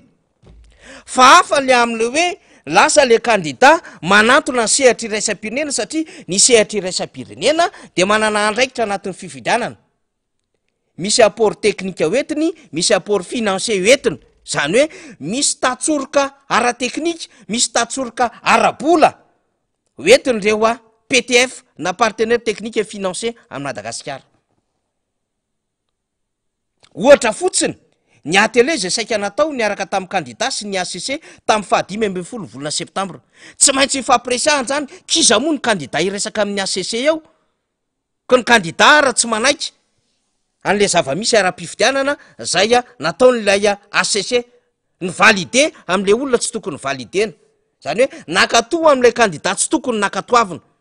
ary nanamafy an'le fanonganam-panjakana tamin'ny androm-panjakana araka ny fanambarana nataon'ireo kandida ka inona no atele ho atao ao ny filohan'ny ACC ho isika mbola nieritreritra eny tsy maintsy atao le izy fa fantanina mipetraka vita ve sa tsy vita le izy fantanina mipetraka zany vita ve sa tsy vita le izy de misy dikany zany adevitra resana zany ka rehefa nanatona ny sehatra iraisam-pirenena reto kandida reto de manazava hoe zahay no isehatra ao anatin'le raha-pifidianana ity ny zava-misy ny cautionné anio ve ianareo satria misy apahany am'reto fanomana-pifidianana samy hafa ireto ianareo no miandraikitra azy anisan'ray ohatra zay ny atele ny resantsika zany anisan'ny ohatra ny resaka tirage na impression na bulletin unique de rehefa madao fampiresahana mba tsara ho fantatry ny sehatra iraisam-pirenena zany zava-misy zany fa tsy hoe ny FFKM ihany ny afantatra azy tsy hoe ny CENI ihany ny afantatra amin'ny position ny kandida satria nandefa taratasy tany amin'ny CENI ny kandida momba io zavatra io efa mivakitsika teto zany ary tsy hoe ny vahoaka ihany tokony afantatra azy fa le sehatra iraisam-pirenena inkio zay nantsona amatsy volany le basket fond zany hoe lay sobika be ahafahana mampiditra n'le lela vola isaky ireo firenena iara-iasa Madagasikara ao anatin'ilay hoe PTF de nampahafantarina an'izy ireo ny zava-misy de hoy no mpanao serasera n'lay fitondrana somary efa kely vovokaina am'izao fotoana zao de hoe mandamy firotsahany vazaha nefa mandeha miazakazaka any amin'ny vazaha zay zavatra tsisy ifampidirana zany sasanangy samihafa zany ray resaka fanajana lalàna zay nininy sasany dikaina le izy de napiditra an'ity na de efa fantatra raha momba azy de tsy ny raisina ny fitoriana napetraky ireo antoko sy kandida fa ny ray tena processus électoral ny amin'ny hoe ianareo andrainjara ny famatsimbola amin'io jerevo reto lafin-javatra reto sasanangy samihafa zany ary zay le hoe procédure samihafa zay tsy maintsy atao purgena avokoa procédure rehetra ahafahana maka fanapahan-kevitra lehibe raha ohatra ka mbola minimy ziziry lay mpikarakara ny fividianana de atao avokoa ny fifanatona any am'ireo sehatra rehetrarehetra zay tokony handray an'izany hevitra rehetrarehetra zany zay ny an'ny communauté ary tsy nijanona tany am-pnude fa mbola nitoy hitantsika tamin'ny hoe solotenany Japon solotenany Allemagne solotenany Suisse sy ny sisa tamin'ny faran'ny landro lasa teo ilaina ny fifanatona ny ohatr'izany de mba mahare zany ny sehatra resam-pirenena mivatana amin'ny alalan'le candidat 2020 de naharenan'iny moa zany sy ny vaovao maro samihafa zany le fitondram-panjakana satria fatatsika nge mekanisme fatatsika ny fomba fiasan'izy ireo de avy de namokamoka tany amin'ny tambajotra sosialy tany hoe io fa efa mandeha le impression le bulletin unique de niazakazaka koa lalao media aingana de hoe efa mandeha fizarana n'le karaha-pividianana de iza ny olona de hojononareo de iza ny olona de ampiasonareo de te ilaza venareo fa tsy bloqué le processus électoral de te ilaza venareo fa tena mandeha le izy nefa le olona mpisehatra ra zao situation misy manazava ny sehatra resam-pirenena zay le hoy zay hoe manao andetrezana le fitondram-panjakana efa fatany fa sahirana izy tsy crédible izy tsy légitime izy ary be da be ny adevitra mandeha mo fividianana ho avy eo dikan'izay zany de zao tokony ny fampiaino na ny teo anivon'ny ACC na ny teo anivon'ny CENI gouvernemanta moa efa manao ny atao satria efa mieritreritra fa 3 mahery ny filoam-panjakana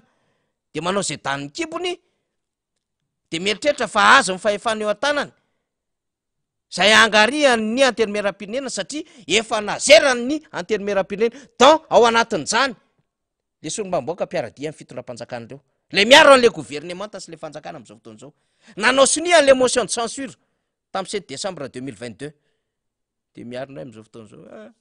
mpanao korotanana aiza zay fanokana-panjakana io ara-dalàna io nefa ary zareo ihany nanao sonia an'lay motion de censure zany hoe tsy amin'ny lojika tsony zany na lojika na institutionnel io na lojika na administration na lojika politika tsotra le zava-misy am'izao fotoana zao mivoaka aivelan'le contexte mihitsiny le situation misy am'izao fotoana zao ary zay no manaprofo fa anaty période transitoire tsika vanim-potoana ny teteza mihitsy tsika satria ny tsy tokony nandray an'zany fa amin'ny endriny unilatéral hoy Andriamatomonjarondefa transitoire transition juste de facto unilatéral karaha zavaitsika zany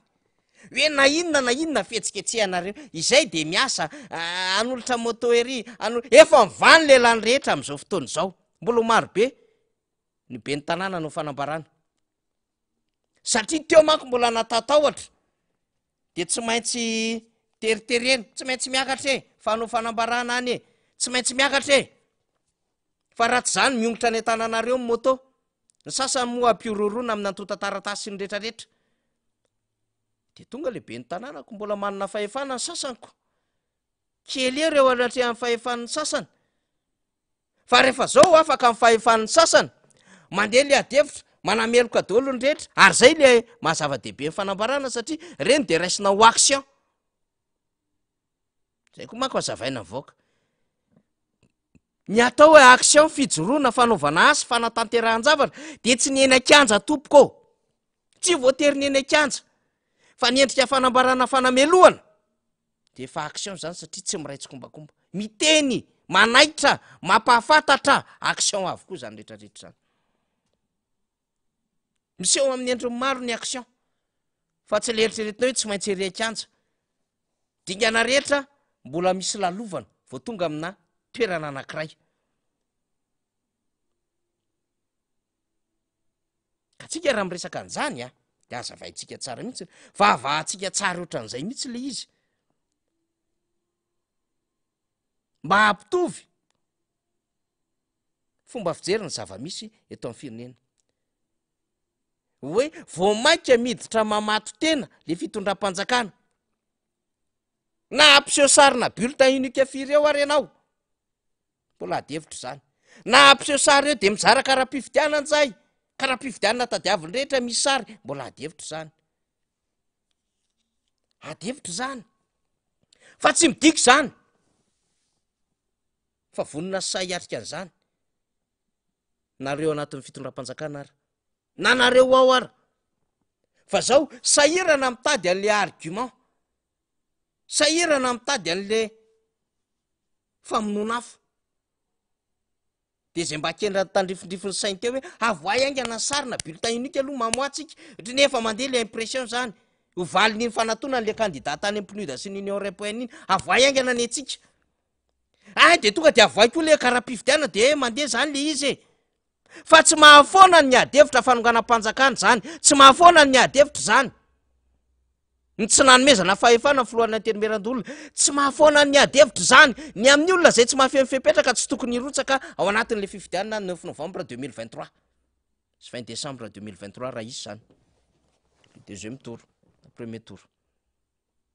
tsy mahafoana ny adevitra zany fa voamaika ara mampiakatra ny adevitra ampsehatra ambonimbony kokoa ny amin'ny hoe eny ara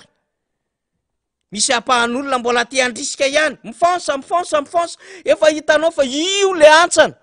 de mbola atosika ihany le camion be efa veloma manivelle efa midovy efa maty jiro efa vaky pneu efa zanty ny mampandeha azy de nasa mbola atosika ihany le camion be andeha anaty tevana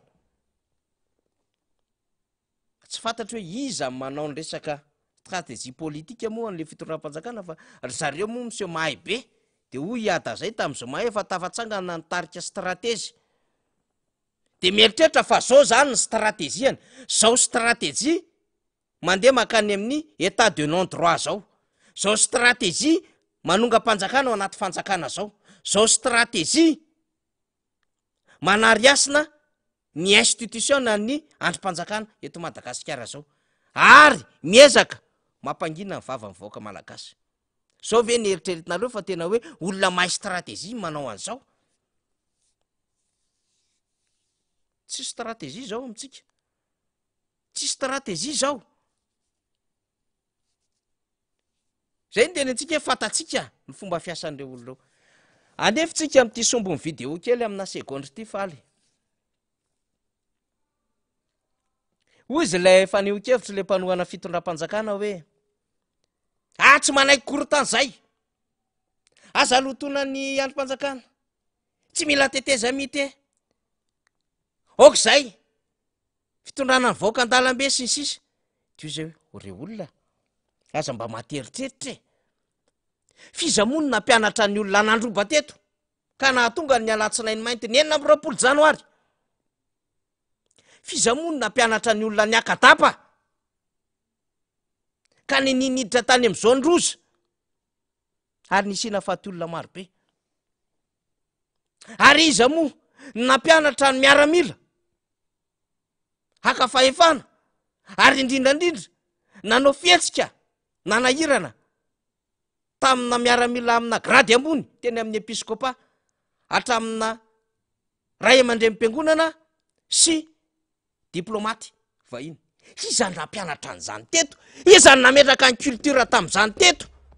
na apotika sy nakizy farany ty Madagasikara ty de ilaza sy amelesony nareo androany fa tsy mendrika amin'ny Madagasikara zany resaka korotany zany tsy mendrika amin'ny Madagasikara zany resaka hoe fitaomana vahoaka zany tsy mendrika amin'ny Madagasikara izany endrika fikomine tsero eny tompoky tsy mendrika ko nataonareo 2009 zay nge le manahirany tena tsy mety ary tsy azo ikeny zany fa naninona lizy ho any nataonareo sofa nisy raky tsara fa na ity toerana hitenenako ty fotsiny aza na ity toerana tenenako ty fotsiny aza de vokatry ny ditranareo ny etraketraka nataonareo 7 sy 4 arivo tao veritsika faly Wewe usingebeni afahana manisika amin'ny ben'ny tanàna hoe tondra nareo tany dia mangataka ny sodranonareo nareo mety sodrano hoany fa za kosa amonjy ny sodinaka amin'ny nareo sodrano tokolatokivavy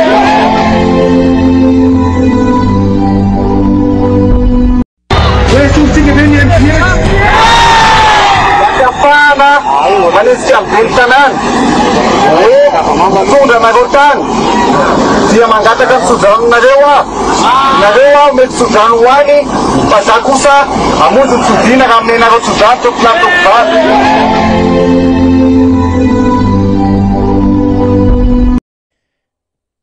nalefatsika ny oronam-peo niarana enontsika atao anatin'izay zavatra nalefa zay a esorintsika ve ny MBS zay ny zavatra renisika atao anatin'io de zao rehefa avy ndeha hamotika am'izay na hoe ndeha hamotika am'izay ny onjam-peham-pirenena rehetra ary ndeha hanenjika sy hanapotika ny MBS de mba tsy hahafahana manenjika amin'ny ben'ny tanàna de nareo miako tsodrano hoany mena tsodrano ndeha androba nge le olona fizahako aleo ahody kolotsain'iza hoanina mpianatra mivaoka malagasy androba anao tsinitsinina ny androm-panjakana sy ny ray aman-dre mpiangonana sy ny rehetra teto Madagasikara depuis 2009 ary izany namboly korotana teto nandotony ny androm-panjakana ary nikitikitika teo anivo ny fitandrona ny filaminana mba hahafahana manao fanonganam-panjakana efa nisy aveny nataona tompona andraikitra ray teo anivona fitandrona ny filaminana ka androany nareo no amelesona ndray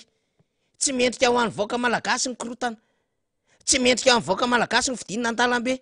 tsy mety zany teteza mihitsy zany rehefa avy namoko ny paosinareo nandritry ny dimy taona tao anatin'ny teteza mihita ka biraraka fanondranana bois de rose ny volamena fizarana seza teto sy teroa ny fikiranareo fahefana teteza mita nitovy tamin'ny manda rehefa vita ny nataonareo rehetrarehetra de nareo indray manenjika fa tsy ilaina ny teteza mita tsy ilaina ny resaka vahoaka tseroa aza lotona ny androm-panjakana nefa ianareo ny nandoto ny androm-panjakana ary nanao tsinitsinona ny ray aman-dreny samihafa indrindra reo grade tamin'ny fotoanandro ka aza mifamelesona eto aza mifamelesona fa samy tsara ny tantara ary misy zavatra azo anaporofonina ny tantara tamin'ny zavatra nataonareo sombony nalefanay teo iny mbola marobe ny azo alefa ny tiatsika tenenina am'izany de tsotra tsy izay rehetra mamelesona kory no azo everina fa tompony fahadiovana fa zao kobokobon'ny marina sy ny am'le hoe saola ny malagasy nitody tsy misy fa nataony miverina voilà nitody tsy misy fa nataony miverina ka rehefa mandindindony zany voaraha anaty sy bika eo daholo tsika ary paoly rehetra de aloaloha mailo de io anie io zavatra rehetra resahana anaovana communication ampitahorana ny olona anaovana fihetsiketsehany eto sisy ero io fa tahorana an'le fijoroana olom-pirenena amin'ny fahamarinana ka ity tolony ity mialatsiny tsy hoe tolony ity ka nakahalana olona ray tsy fa tolona famerenana fiandrianam-pirenena fahafahan'i Madagasikara ny famerenana zany tany tantalana zany famerenana zany hoe asina fitondram-panjakana ekem-bahoaka zany famerenana fanajana lalàna miainga avy amin'ny lalam-panorenana amboniny hoe ho fiarovana amin'ny Madagasikara tanindrazanay zany zao tolona zao zay no etsona mandrakariva ny firaisankina voaka malagasy hosa misy fitenenana ray aman-dreny hoe hosa isaina hosa andinika ary hosa ijoro ary tsika tsy hoe mandeha any amin'ny toerakafa no mandinika sy misaina sy mijoro fa eto atanindrazantsika isika.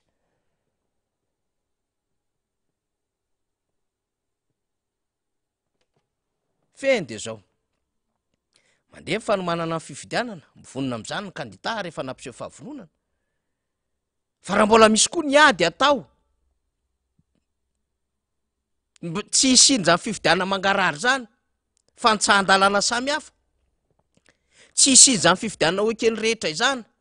fa fifidianana tonga de hitanila misy ary tsy ho tanteraka hoe fifidianana tsy mitanila de mbola mandeha ny ady mihoatra an'izay ady efa natao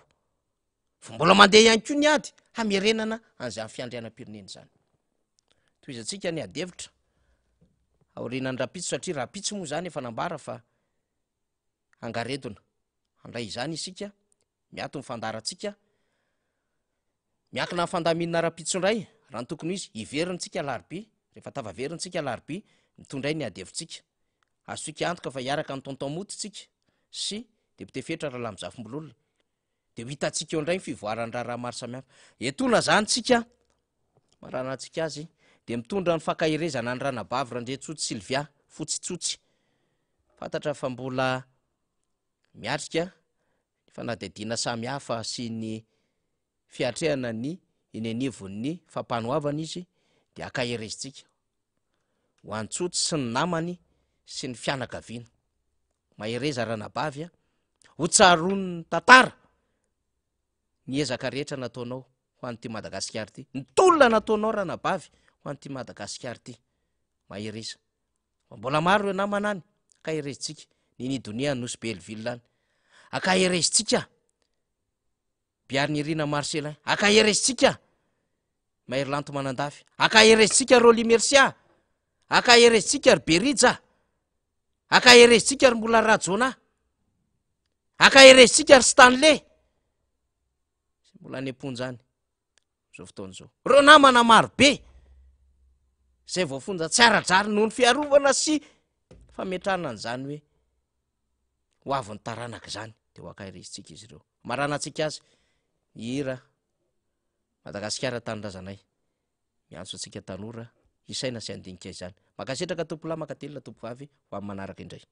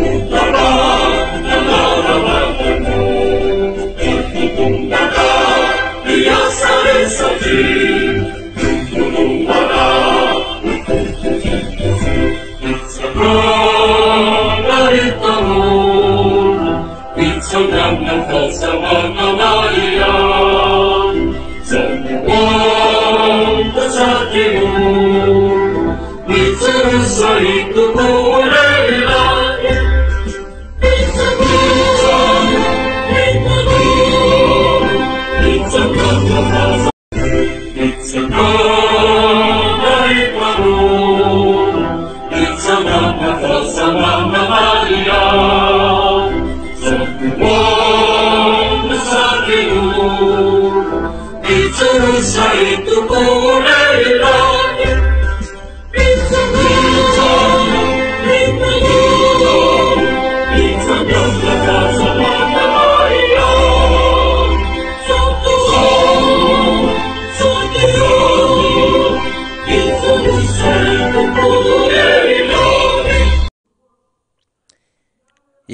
alohan'ny tena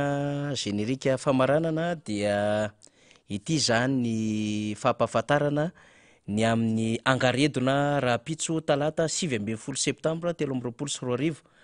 amin'ny 7 maraina ka hatramin'ny 5 hitantsika ny fahita lavitra ABC moa zany sy ny radio, ny kolo télé, ny radio, ny AZ radio sy ny télévision, ny Jumin,